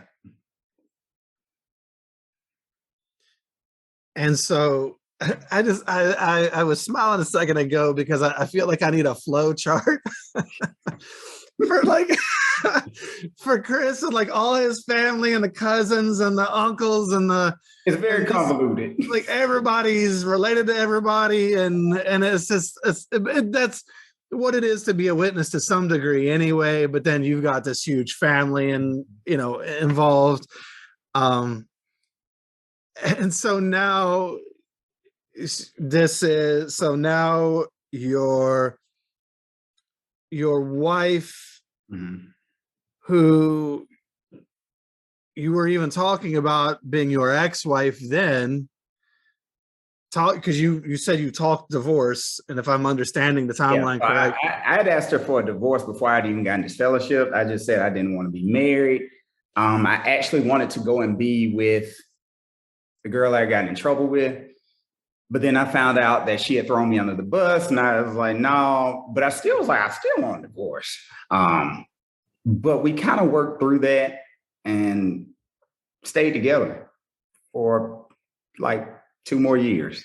Okay. And she had both of your son during that 2-year period? Yeah. So I like I said, it was shortly after I got this fellowship, we found out she was pregnant. She graduated on my birthday, my 25th birthday from nursing school. I think like a week later, we found out she was pregnant. So what was that news like for you? So she had been pregnant once before. She lost the baby. And this time I was at the fire station and she texted me and said, hey, my mom thinks I'm pregnant. And I was like, you ain't pregnant. You've been taking your pill. Ain't no way you pregnant. She was like, yeah. She was like, but she wanted me to take this test anyway. I was like, well, take it just to prove that you're not pregnant. And so I'm kind of joking and laughing with my coworkers. We were having what's called a district meeting. So it was several different stations all at one station. And I had gotten like 3 text messages and I'm joking and laughing. I looked down at my phone. It's like, what is this? And it said pregnant. And I'm like, I called her. I said, what is this? She was like, I'm pregnant. I was like, how are you pregnant? And she was like, well, when 2 people love each other. So she's joking about it. And I'm like, no, you said you were taking your pill. She was like, no, I missed a few days. And she had missed like a month's worth. So yeah, she got pregnant. I mean, her pregnancy was rough. She was sick all the time, but we worked through it. I, like I said, was still disfellowship. So that made me want to get reinstated more for my son. I wanted to give him the perfect Jehovah's Witness family that I never had. And I think I got reinstated it was a few weeks before he was born. It was a few weeks. So, and I had to fight to get reinstated because it had been a year. Yeah, I was going to say, honestly, I'm surprised they let you get reinstated before and didn't hold you out until after, just to add a little extra something. So, and I got reinstated. Yeah, I got reinstated. I was really trying to get reinstated right before the assembly because we were going to the International Assembly that year in Atlanta, I think. No, I take that back. No, I'm thinking of different. But it was still right before the assembly. I wanted to get reinstated before the assembly. And they told me, well, it hasn't been a year. I'm like, it literally has been a year today, like this day. That's why I waited and wrote a letter today. And they were like, well, let me get back to you. And they had my meeting and got reinstated. So why's it got to be a year anyway? I don't know. That's the craziest thing on earth to me. Like, a lot of things just don't make sense anymore. Prodigal son returned and was accepted back. Didn't have to wait a year. Exactly. They didn't ask about a letter or what you did or what you've been doing or how do you plan to. Yeah. Yeah. It's just a corporate structure and a method of making you grovel, and it gives them more power and control over you. So more shame. I think they really enjoy that. Like, oh yeah, having people beg. Yeah. So okay, so you got reinstated, you have your son, and then it sounds like that relationship lasted maybe a short while. Oh yeah, it lasted 2 more years. Okay. What happened in that relationship was I decided I was going to be the perfect husband and father. I was going to try. And I feel that even though I did ask for the divorce that, it finally went through, it was still my fault because I think I created a situation within my ex-wife or created around my ex-wife where she was just insecure. She didn't trust anything that I was doing. Well, sure. That was my fault. I have to accept that, but it got to a place for me where it was unbearable. I couldn't, she didn't want me to go play basketball. I was a CrossFit instructor. She didn't want me working out or coaching certain women at the gym. She didn't, it got to a point where all I could do, she didn't even want me playing PlayStation while she was at home. So I'm like, okay, my life is kind of crap right now. Like when I got to the place where I said, I don't want to go home, I was like, well, maybe it's time for me to leave because now I'm feeling like I don't want to be around my son because my son is around his mother. And so that's why I asked for a divorce. I was just unhappy. And I knew being unhappy in that way would affect my son. So you went ahead and moved on from that relationship? I did. That was 2015. Very rough year. Another disfellowshipping for the divorce? I did not get disfellowship, no. Okay. What happened, I didn't get disfellowship, but I was very much so ostracized and shunned because I was told by the elders, well, Chris, you're putting her in a bad situation by getting this unscriptural divorce. You're putting her in danger. I was told that I was putting her in danger. And I was like, well, I just can't live like this anymore. Even though they did, I'm not gonna say they took my side, but when we finally went to them, because she wanted to have a meeting with the elders, she was trying to save the marriage. And I started to tell them everything that she was doing. They were like, are you really like acting like this with him? And she was like, yeah. And they were like, well, how can you expect him to want to be with you? How can you expect him to be happy? And they kind of actually grilled her to the point where I was surprised. I'm like, wow, like I thought they were just going to get on me about wanting a divorce. But they asked, do you think, Chris, you could start all over? I was like, no. I said, I really don't. I said, because I don't feel like she's going to change. I was like, I think it's just this relationship is damaged goods. It's damaged beyond repair at this point. And It's so yeah, I did almost it. like 19 and 20-year-old kids probably shouldn't be getting married in the Yeah, first place. you don't know yourself. Like, No. so you change so much. I tell young people that all the time. I'm like, dude, like I'm just now kind of sort of getting to the point where I think I know what I want in life, and I'm 33. Like you're 18, you're In trying your 20s is usually when most people are exploring and trying to figure out who they are. In the 30s, they start putting some of it together. And then yeah. in your 40s, you stop caring what everybody else thinks as much. Uh, and I think that I feel for both of you because I think that both of you all were in a situation that was bad. Mhm. And, I feel for your wife. You hurt her. Mhm. And I'm sure you didn't wake up with that intent, but most people aren't like, hey, I'm going to go do this thing and hurt this person. But it happens because of many different reasons. Most things are more complex than we make them out to be. We like simple because we can judge simple Yeah. and make it real easy. But at the end of the day, I'm sure there was a lot that went into this, and nobody wins. It's not good for either of you. So sounds like it was time for you to move on. Yeah. Yeah. And like I said, with my situation, with having my son and with her being angry at me, a lot of things happened. She used my son to torture me in a lot of ways. Not being able Was to sleep. hurt? Yeah, as a woman scorned. Let's put it that way. That's Sure. yeah. Yeah. And but we got past when the divorce was finally finalized, like a year later. Moved past it. Um, in that time that I was going through the divorce process with her, I stopped going to the hall. Like completely stopped. Um, I had not gone to the hall in 8 months, I think.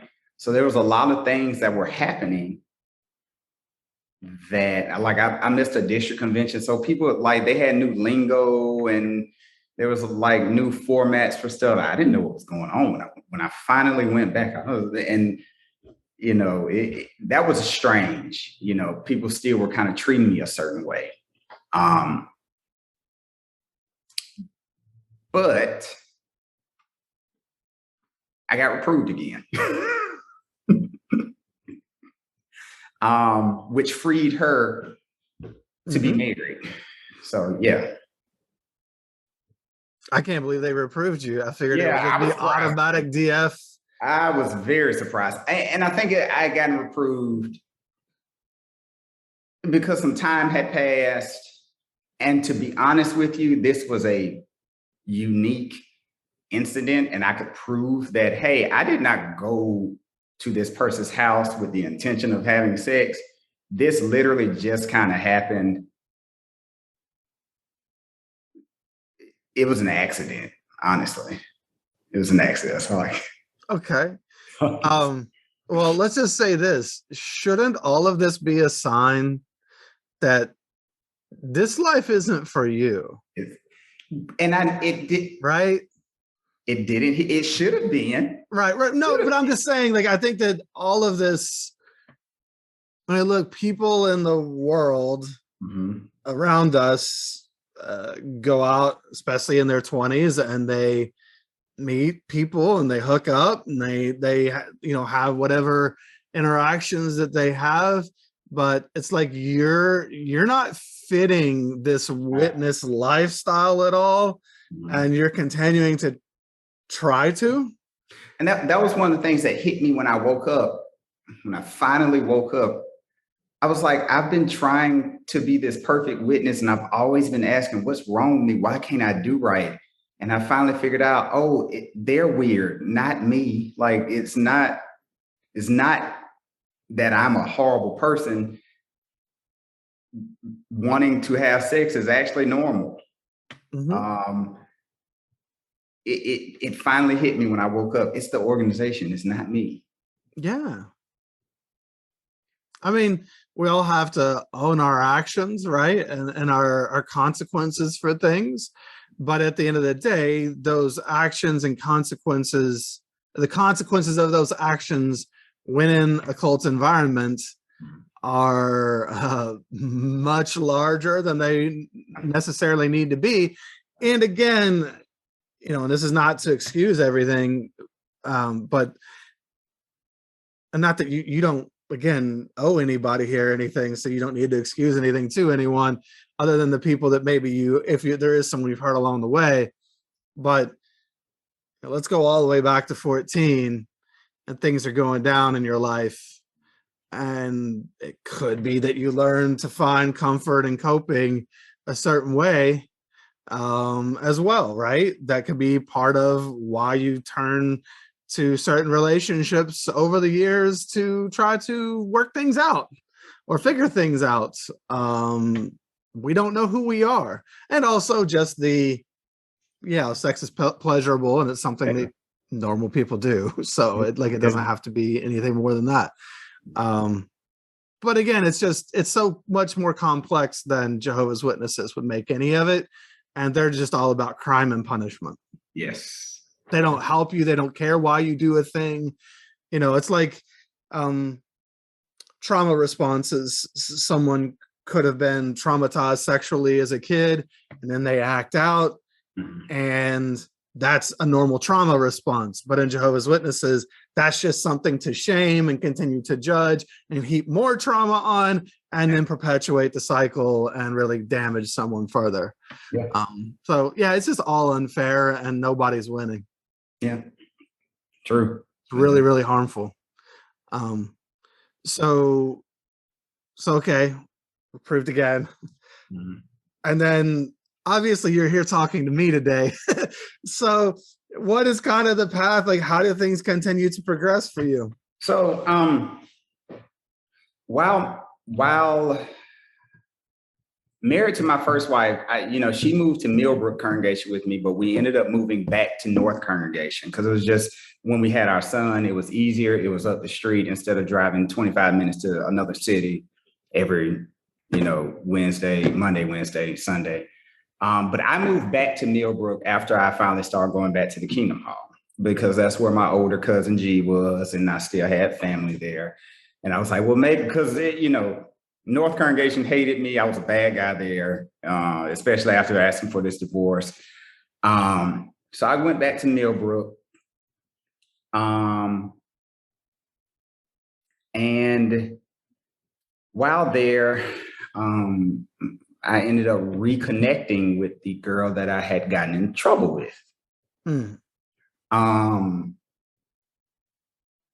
Had not spoken to her in years, but I forget how we ended up speaking again. If it was on Vine, I followed her. I don't know if people remember Vine. Yeah, little video clips. Yeah. Pre-TikTok. Yeah, it was like TikTok. But we ended up reconnecting. But at the time, she was living in Texas, married and pregnant. But from what she was telling me, her situation wasn't that great, abusive relationship, but they were both witnesses, but they were both also disfellowship. Her marriage eventually collapses. She moves back to a city close here in Alabama. Like I said, she's pregnant. She and I are now in a relationship. She has her baby. About a year later, she and I got married. And things were going okay initially. Now, while dating her, there were some red flags that I ignored because I really loved her. But, things were going okay. And so we're progressing financially. We're doing okay. My stepfather now had gotten her a job, pretty good job with, she's a contractor for the state of Alabama. And I'm, had gone to a district convention. This is probably, let's say yeah, it had to be 3 or 4 years ago. It was the last district convention I ever went to.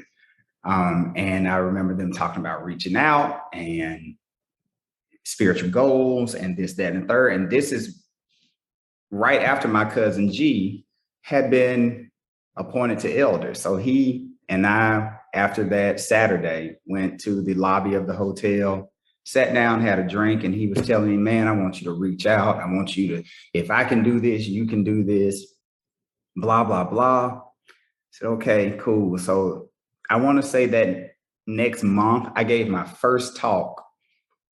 It had been my first talk since I was like 12. Gave a Bible reading. That night, the elders pulled me aside, tell me how great I'd done, and they were proud of me. They were going to give me more responsibility. And the next day, I'm on the phone with my cousin, and we're talking. I was at the fire station. We're talking, and he was like, hey, why don't you start doing this? Like every week, find a spiritual subject matter, do some research on it, strengthen yourself. It's like, okay, that's pretty cool, because he knows I like research. He knows I like history. And I'm on the phone with him because we're still talking. And in the course of talking to him and not paying attention to what I was doing, instead of going to jw.org and searching Charles Taze Russell, I actually went to Google and accidentally searched Charles Taze Russell, but still not paying attention to what I'd done. I'm still on the phone with him. After we finally get off Google, I'm looking and I see 1914 and 1915 and 1925. And I'm like, what is this? I kind of start scrolling. I see, Rutherford and Beth Sarim, and I get off of it real fast. I was like, what is all that? And so I kind of called my cousin back and was like, hey, have you ever heard about 1925, false Armageddon prediction? He's like, no, it wasn't a false Armageddon prediction. It was more like, the brothers were trying to, nail down some stuff regarding 1919 and I never really thought about 1919. And so now my interest, I'm like, I kind of want to go look at this stuff. So I look. You kind of got this 1975 thing hanging in the back of your head too. Exactly. For years, it had been in the back of my head. So I read on 1925, where Rutherford did predict Armageddon to come, not just 1925. I think he said October of 1925. And I'm looking at 1919 and how the Jehovah's Witnesses were chosen this year. But hey, really, Rutherford just got released from prison and he made a declaration. And you can't find anything in the Bible that supports this. And then I did start seeing stuff on 1975. And I would say probably 6 hours later, I was pretty much mentally out. It was that short of an amount of time. Well, it probably confirmed some suspicions. Mm-hmm. Doesn't sound like you were firmly attached to it anyway. You were just trying to be that quote unquote perfect witness. It was like this family thing that you all did. Mm-hmm. But when you go back and you look at the very beginnings of this and you see what it was, mm-hmm. Yeah, it can fall apart real fast. Yeah. When I say I'm probably 11 o'clock that night, I was like, oh my God, I don't believe in this anymore. But I wanted to take my time with it because I was like, what if I'm wrong? What if this is just apostate sure. So over the next few months, it was close to a year before I finally said, I'm done. But I mean, I read Crisis of Conscience twice. That kind of would. I don't think anybody's faith can survive after Jehovah's Witness faith cannot survive after reading that book. It does. Really? I will just say that I know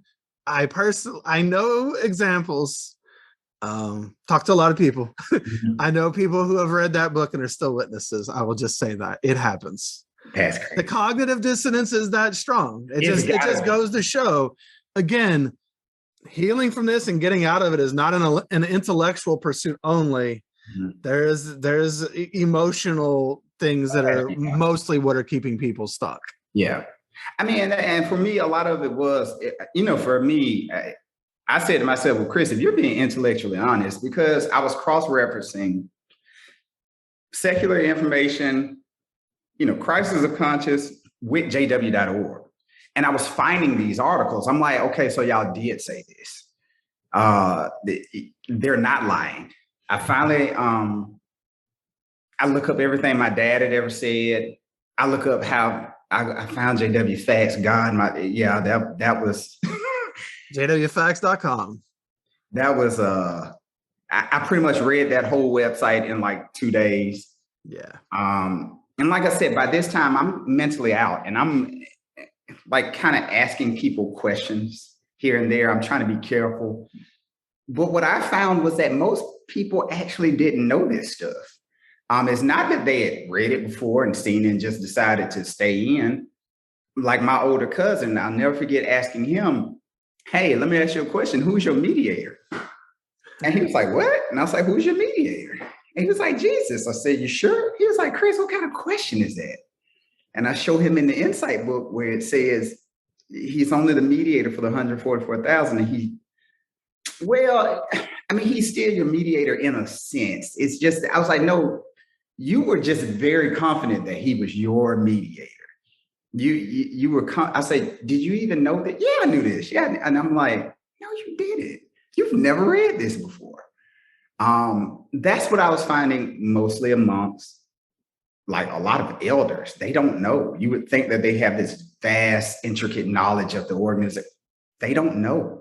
No, they're all blind. Most ex-Jehovah's Witnesses know far more about the Bible and the organization than Jehovah's Witnesses. Yes. And I mean, like I said, for me, a lot of it is just, I was just honest with myself. It's like, Chris, I can't reconcile this, with the Shepherd the Flock of God book, Australia Royal Commission, of course. Mm-hmm. So going back, I had an incident. I could not have been any older than 7. I was sexually assaulted in the Kingdom Hall during a meeting. But it was one of those memories I repressed. But then when I started to read things, and when I listened to the Australian Royal Commission, I remember going to this one elder he was one of those elders that was, I can't wait to disfellowship everybody I see. Like, if you come in this room, I want to disfellowship you. I remember going to him because to me, I thought he was nice. Going to him and telling him what had happened to me. And he told me, I'll never forget, he said, shut up. Don't you ever talk about God's appointed men like that. Now, the person that did this, I did not really know this person. But in the course of talking to one of my cousins, she revealed to me who he was, and he was a ministerial servant at the time. After this incident happened, I never saw him again. But she told me he moved because he had done some other stuff too. And he moved to escape, to get out, Yeah. And just went somewhere else and probably did the same thing, and moved again. And so like, sorry that happened. See it? That was one of those things where seeing the 2 witness rule and hearing of examples of elders covering up, when I saw that was kind of what made me say, okay, I'm kind of sort of done doing research. I've made my decision. I'm leaving. And that's when I started preparing myself to leave. I wrote this really long letter to a few members of my family who I was close to that explained point by point why I was leaving. And so I started preparing myself mentally and emotionally to leave. And so what does that look like? So a lot of it, first of all, was just turmoil in the house, because I was still married to my second wife. And while she wasn't the most 100% spiritual person on earth, her big thing was she wanted to see her grandmother again. Mm-hmm. So she's like, I have to believe this. But it got to a point where a conversation she and I were having, she was starting to admit, okay, yeah, that's not right. Yeah, this isn't right. Yeah. But I mean, to this day, I don't want to say anything I know for a fact she doesn't believe. I know that she's just putting on airs. I know that what I know, what I have evidence of, she should be disfellowshipped. Well, and that's one part of the story, but I think you just touched on something, and that is that she needs to believe that she's going to see her grandmother again. And again, it's the emotions that keep people stuck in this thing. A lot of times they want to see a dead loved one or a sunk cost. They've already invested so much in this. I can't leave this now. Or they come from a gigantic spiritual family with a rich spiritual heritage, and they don't want to lose everyone that they've ever known because they don't want to be a member of this book club anymore. Yeah. And I mean, I know a lot of, for her, what she would outright say is she knew if she left, her mom would shun her. Her mom would not talk to her. Now, her mom's one of the sweetest people on earth, but she knew if she left, that would just be the end of that relationship until she got back. Lots of sweet people who will do lots of horrific things in the name of Jehovah's Witness. That's the name of the game. Yeah. My grandmother, who helped raise me first few years of my life, who I was close to up until the moment I disassociated. Recently, she called my brother, my middle brother, and asked had I heard from, or had he heard from me rather. And he was like, me and Chris talk every day. And she was like, oh, he was like, why? And she was like, well, you know, he left the organization and this, that, and the third, which my brother's not a witness. He's 22 years old, lives in Atlanta. He doesn't care. But she lied on me. She lied. She literally lied on me. He called me on three-way and let me hear what she was saying. Said, I just wanted to lead an organization because I just wanted to go out and sin.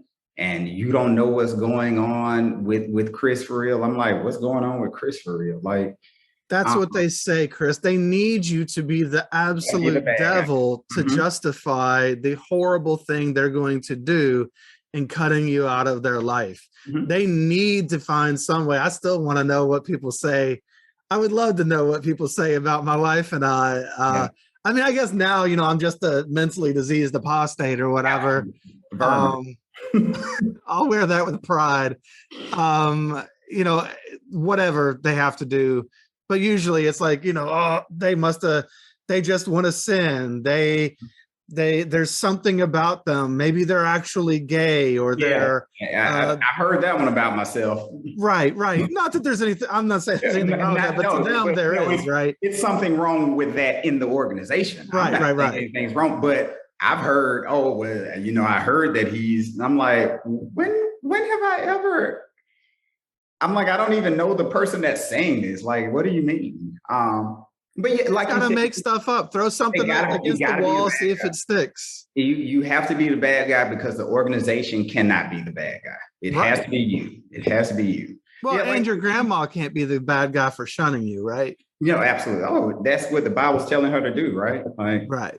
So it's got to be you. And we got to find any reason to make you out to be bad. She told my brother, or my brother told her, he was like, well, Grandma, I read the letter that he said he gave to you and a few other people. He was like, and I actually, because I used references from old witness articles and talks. And he was like, did he lie in the letter? And she wouldn't answer that question. He asked her like 3 times. He was like, Grandma, what part of that? He said, I looked the stuff up. He's like, what part of the letter did he lie in? And she was like, you're just starting to make me mad. And I don't want to, you know, talk about this no more. And he said, well, Grandma, look, you know, I just lost my great grandmother. And he was like, I really think it's sad that you have a grandson who's been close to you all his life that lives down the street from you and you won't even talk to him. He was like, you know, I'd give anything to see my grandmother one more time. And she said to him, and I heard her say this, that's no grandson of mine, him and his daddy. Yep. I'm very sorry.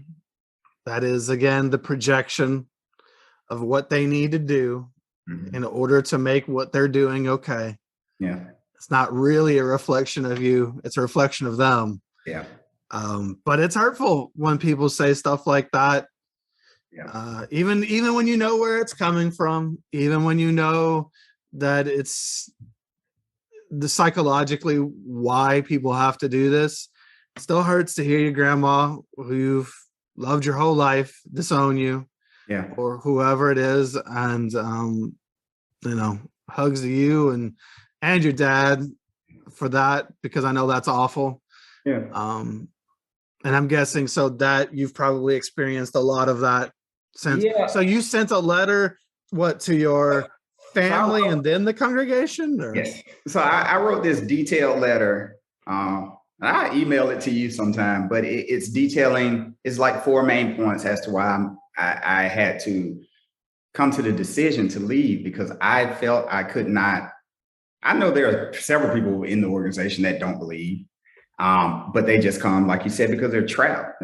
Sure. If I leave, then I will have everything that I've ever known taken away from me that second. I could not live that way. After waking up, you go to meetings and you're listening to stuff they're saying and you're getting angry and you're like, that's a lie. That's a lie. That's not true. That's incorrect. That's false. So yeah, I wrote the letter, and like I said, telling them why, telling them I still love them, telling them I don't wish to discontinue having a relationship with you. I just don't want to be known as one of Jehovah's Witnesses anymore. The first person I gave the letter to was my cousin that was in the fire department with me. And after I gave it to him, I went, because he was on a run that day. He was on a call, and I took the letter to him, put it in his locker, and he texted me. He's like, hey man, I'm headed back to the station. I said, okay. I was like, well, I wrote your letter. It's in your locker. And I think he probably read that letter and maybe sent a text or two out. And I noticed on Instagram, I'd lost like 800 followers in probably 2 hours. And I said, oh, a lot of people must know about this already. So that's how it works. I was planning on like spreading it out and trying to tell people, my family, that I was going to give a letter to over the course of like a week. And I was like, okay, well, they're going to shun me before I get a chance to talk to them. So I went and kind of talked to everybody within 2 days. Yeah, it spreads like wildfire. Yeah, I had never seen. I was like, wow, wait, I'm missing like literally 800 followers. I spoke to my aunt. I spoke to my grandmother face to face. I spoke to my cousin. The only person that didn't shun me is my cousin. I won't say her name, but she, to this day, she and I still talk. Her stepdaughter texted me yesterday, asking for some advice. Her husband and I are close. She's the only one that doesn't shun me. She's still a witness. She's still in, but she loves her family. And so she's like, I'm not going to shun you. Yeah, she doesn't really. Why can't we believe different things and still love one another? I thought love was this superlative thing that, overcomes all things. It's supposed to be unconditional, but it's not. No, it's just control in the organization. That's not real love. Absolutely. Never has been. So then you wrote a letter, I guess, so all your people are finding out. Yeah. So do the elders contact you, or do you just contact them? So, put a letter prior out? to this, I'd had a meeting with one set of elders, 2 brothers, to try, and it was kind of like a shepherding call. And then I'd had another one with my uncle and my cousin G. The first one I was like not aggressive in at all. I was kind of just asking a few questions. The second one, I kind of went at them a little bit. And was asking questions, and they were making stuff up. Oh yeah, they were making dates. I was like, wow, they've never heard this stuff before. So I think it had kind of sort of already gotten out. They were telling people, the last family reunion I went to, my cousin was telling, be careful of Chris because he's been saying this and asking that. Because 2 of my cousins came and told me he said that.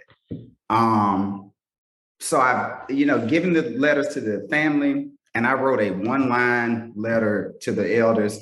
I, Christopher Bailey, do not wish to be recognized as one of Jehovah's Witnesses anymore. I take it to the Kingdom Hall that Sunday, give it to one of the elders I know. He was like, Chris, wait, what is this? I was like, it's my letter of disassociation. Okay, bye, have a good day. And he was like, no, wait, can I talk to you? And I was like, you don't want to do that. And he was like, no, I don't know what's going on. Like, can I talk to you? So fine. So I go in there, he grabs another brother, and they're asking me questions, and I start just unloading.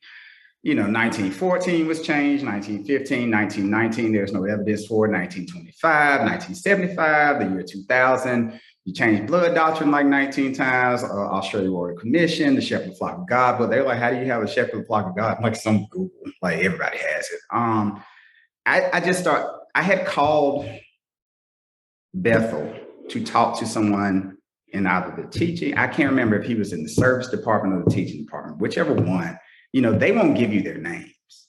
Oh, no, but they want all your information. Yeah, they want all your information. But I was like, and you are? He was like, I'm just a brother. I was like, okay. So I'd asked him a few questions. And the last thing that he said to me, I was like, if the governing body is neither infallible or, is not infallible, why do we have to go on what they say, saying, why we have to believe? He was like, well, because they're anointed. I was like, how do we know that? He was like, because of God's evident Holy Spirit. I was like, what is God's evident, evidence? Where's the evidence? Mm-hmm. He was like, well, how the organization is run. I was like, this organization is run like Google. I was like, that's not evidence of anything. They're a board of directors, really nothing more. They decide what happens within a corporation. And he said, well, I can tell you this. We go on what the governing body says. You can either believe it or you can leave. And I decided to leave. So I told the elders that, and they were like, well, Chris, what organization, who the Bible says, or they use the scripture that where was it Peter talking to Jesus, where he said, to whom shall we go, Lord? They used that on me. And he said, Peter asked Jesus, where shall we go? I said, no, he did not say that. I said, to whom shall we go? He said, right. You have the sayings of everlasting life. I was like, the organization literally puts themselves in the shoes of Jesus. I do not view the organization and Jehovah as being synonymous. I was like, that's the problem. You do. And I forget what question they asked me, and I answered kind of in a smart aleck way. And they said, okay, and because whatever they asked was it the question, do you accept the governing body as the faithful? No, it wasn't that, because I had outright said I don't believe. Right. Because I know that's a typical question. Yeah, I had outright told them I don't believe anything the governing body says, because they could change it tomorrow and they expect literally 8 million people to change with them tomorrow. Sure. But whatever they asked me, I was like, well, have you ever heard of this? And they were like, well, is this your decision? Is it final? I said, yeah. And so that was it. I think I got read off that Wednesday. Yeah, they don't waste any time. Usually once they know that they'll get that done. Yeah. They need to, protect the flock from Chris. Absolutely. Because so Chris, it's funny, I was talking to, there are several people that have left. They're just, they faded away. I talk to these people all the time. They're like, Chris, you're like one of the only apostates in the state of Alabama. They was like, that's what makes you so bad. There are not many people here that outright leave. They're like, you actually wrote a letter. People usually just stop going to the meetings. I was like, I didn't want my name attached to it. I feel it's evil. But they want you to just stop going to the meetings. The abuser always wants to groom you to just shut up and go away silently so they can continue to abuse. They want you to just fade away and be quiet. They don't want you to speak up and speak out. Yes. So and that's like when I would show people, people it's a lot of people, most witnesses don't know the rules under which they're being governed by. No, not at all. Show them stuff in the Shepherd, the Flock of God book, or you tell them something. They're like, no, that's not actually a rule. I'm like, no, it actually is a rule. It is written down. That's how the elders decide things. It's not Holy Spirit. It's written down. It's a rule. That's what's amazing to me is, and what I found out, people don't know. They don't have the playbook, none of the rules. And so you're walking blind. You're playing a game you don't know the rules to. Mhm. But that's how they keep you off balance so that they can gaslight you and make you do whatever they want you to do from day to day, Mhm. because they've got you so confused and so in the dark that Yeah. you have to look to them. And of course, they're telling you you're just a good for nothing slave of Jehovah. So you have no value anyway. You have to look to us, who, the governing body is neither inspired nor infallible. Mhm. Well, then Yeah. you're just some dude. Why do I got to So, listen to so, you? so this is literally just your opinion, your interpretation, and it's Yeah. subject to change. So that was my question to my family. How can we be held accountable for not following what they say to the letter when their letter can change? I Yeah. was like, they have no authority by saying that. It's not from God. They So vote on this stuff. You're exactly, uninspired. You're uninspiring. Why am I following exactly. you? So Yeah. But it's, again, the psychology of it all, the gaslighting, the yeah. manipulation, the fact that being one of Jehovah's Witnesses becomes your identity. And Mhm. then, you're losing that when you leave. Yeah. There's a You lot know, to it. you just saying something like being a witness being your identity. That I think that was one of the biggest things for me was like Yeah. after leaving, like, okay, where do I go from here? Who am I? Yeah, who am I? That's been kind of sort of my journey here lately of just figuring out what I want to do in life. Well, yeah, that's what I work with people on every day in my coaching practice is who are you? It's Yeah. first figuring out who you're not. A lot of it is getting rid of the things that aren't you, that are just tagging along like little barnacles from Mhm. that previous life. And then once you can get rid of the things that aren't you, well, now you have more energy to figure out who you are, Yeah. and or at least you can see it more clearly, because you're not probably some vastly different human being. Uh, You're still Chris. You've always been Chris. There's just been all this other stuff that's clouded it. You can yeah. get rid of that. You can figure a lot of things out. Yeah. Um, but yeah, I'm glad that you're finding that. So I guess, at this point, you are out. Mhm. um, if you could say anything that you wanted to your family, and I don't know, I guess so. It sounds like you don't really have much contact with your family anymore, especially your witness family. Recently, another one of the cousins died. This was last week, actually. Oh, I'm sorry. Yeah, and she lived down the street from me, and her husband, who was the actual cousin, she was married to him. He died 2 years ago. So I got to see some of the family at the funeral. Um, it was weird. They were kind of acknowledging me, but nobody spoke. A lot of people were not. A lot of people turned their heads and turned their backs when I would walk. But no, I don't have a lot of contact with most of my family.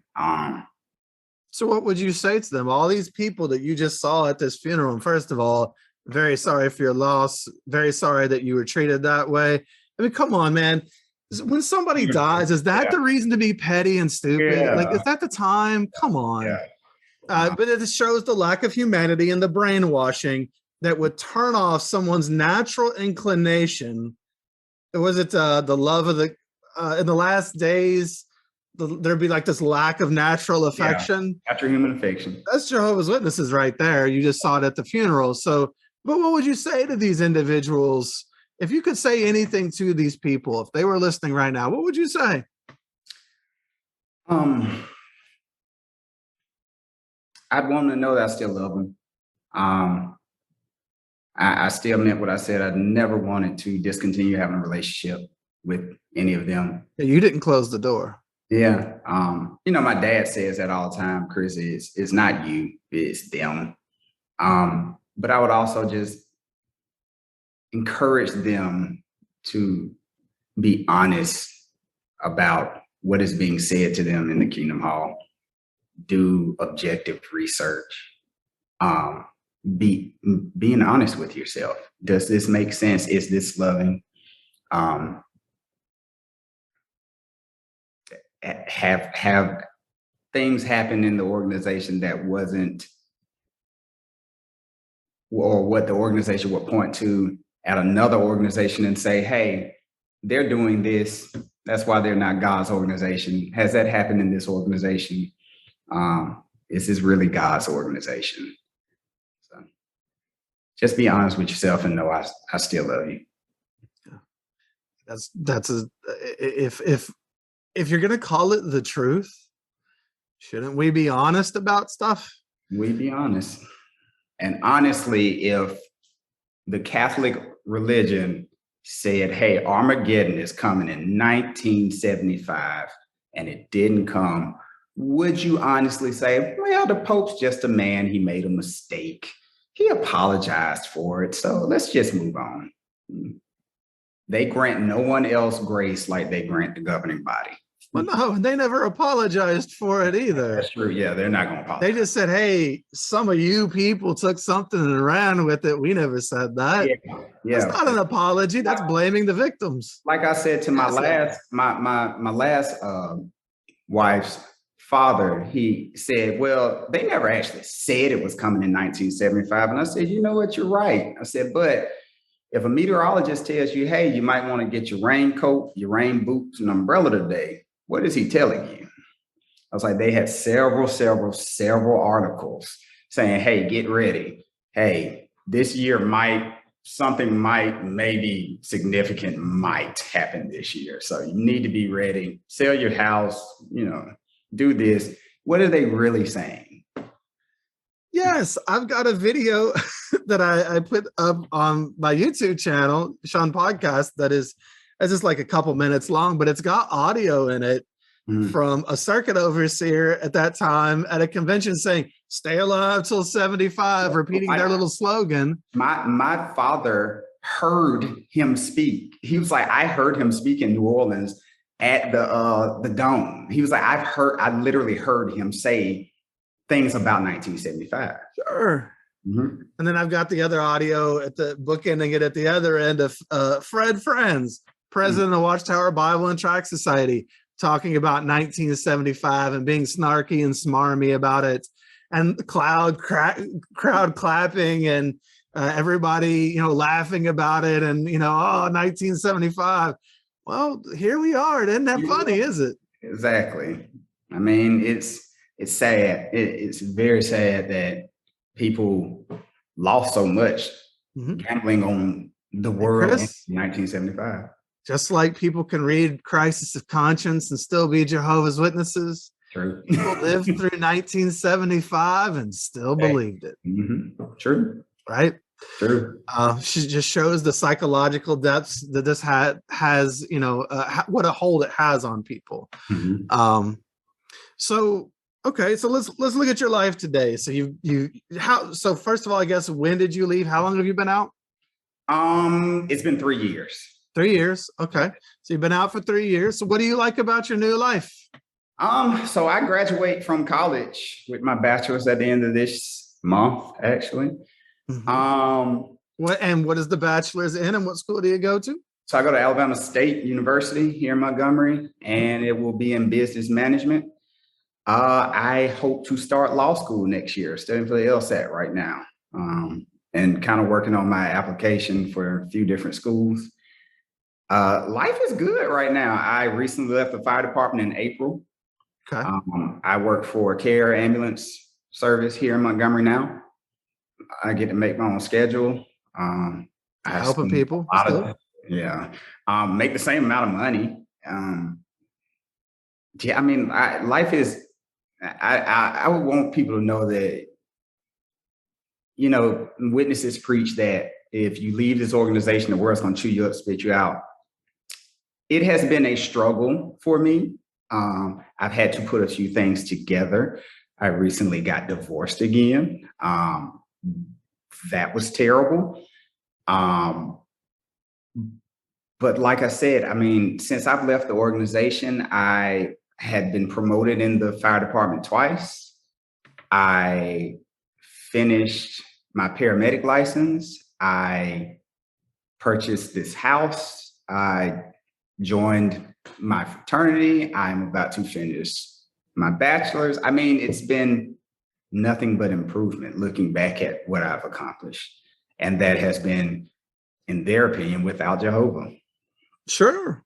And let's just say that if you do struggle after coming out, well, yeah, they've ripped away your entire support system. They never taught you anything your entire life about how to survive in the real world.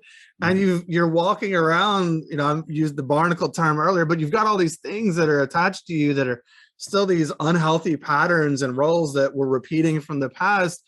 We were set up to fail. They want us to go out and fail, so we'll come back. That's part of the self-fulfilling prophecy.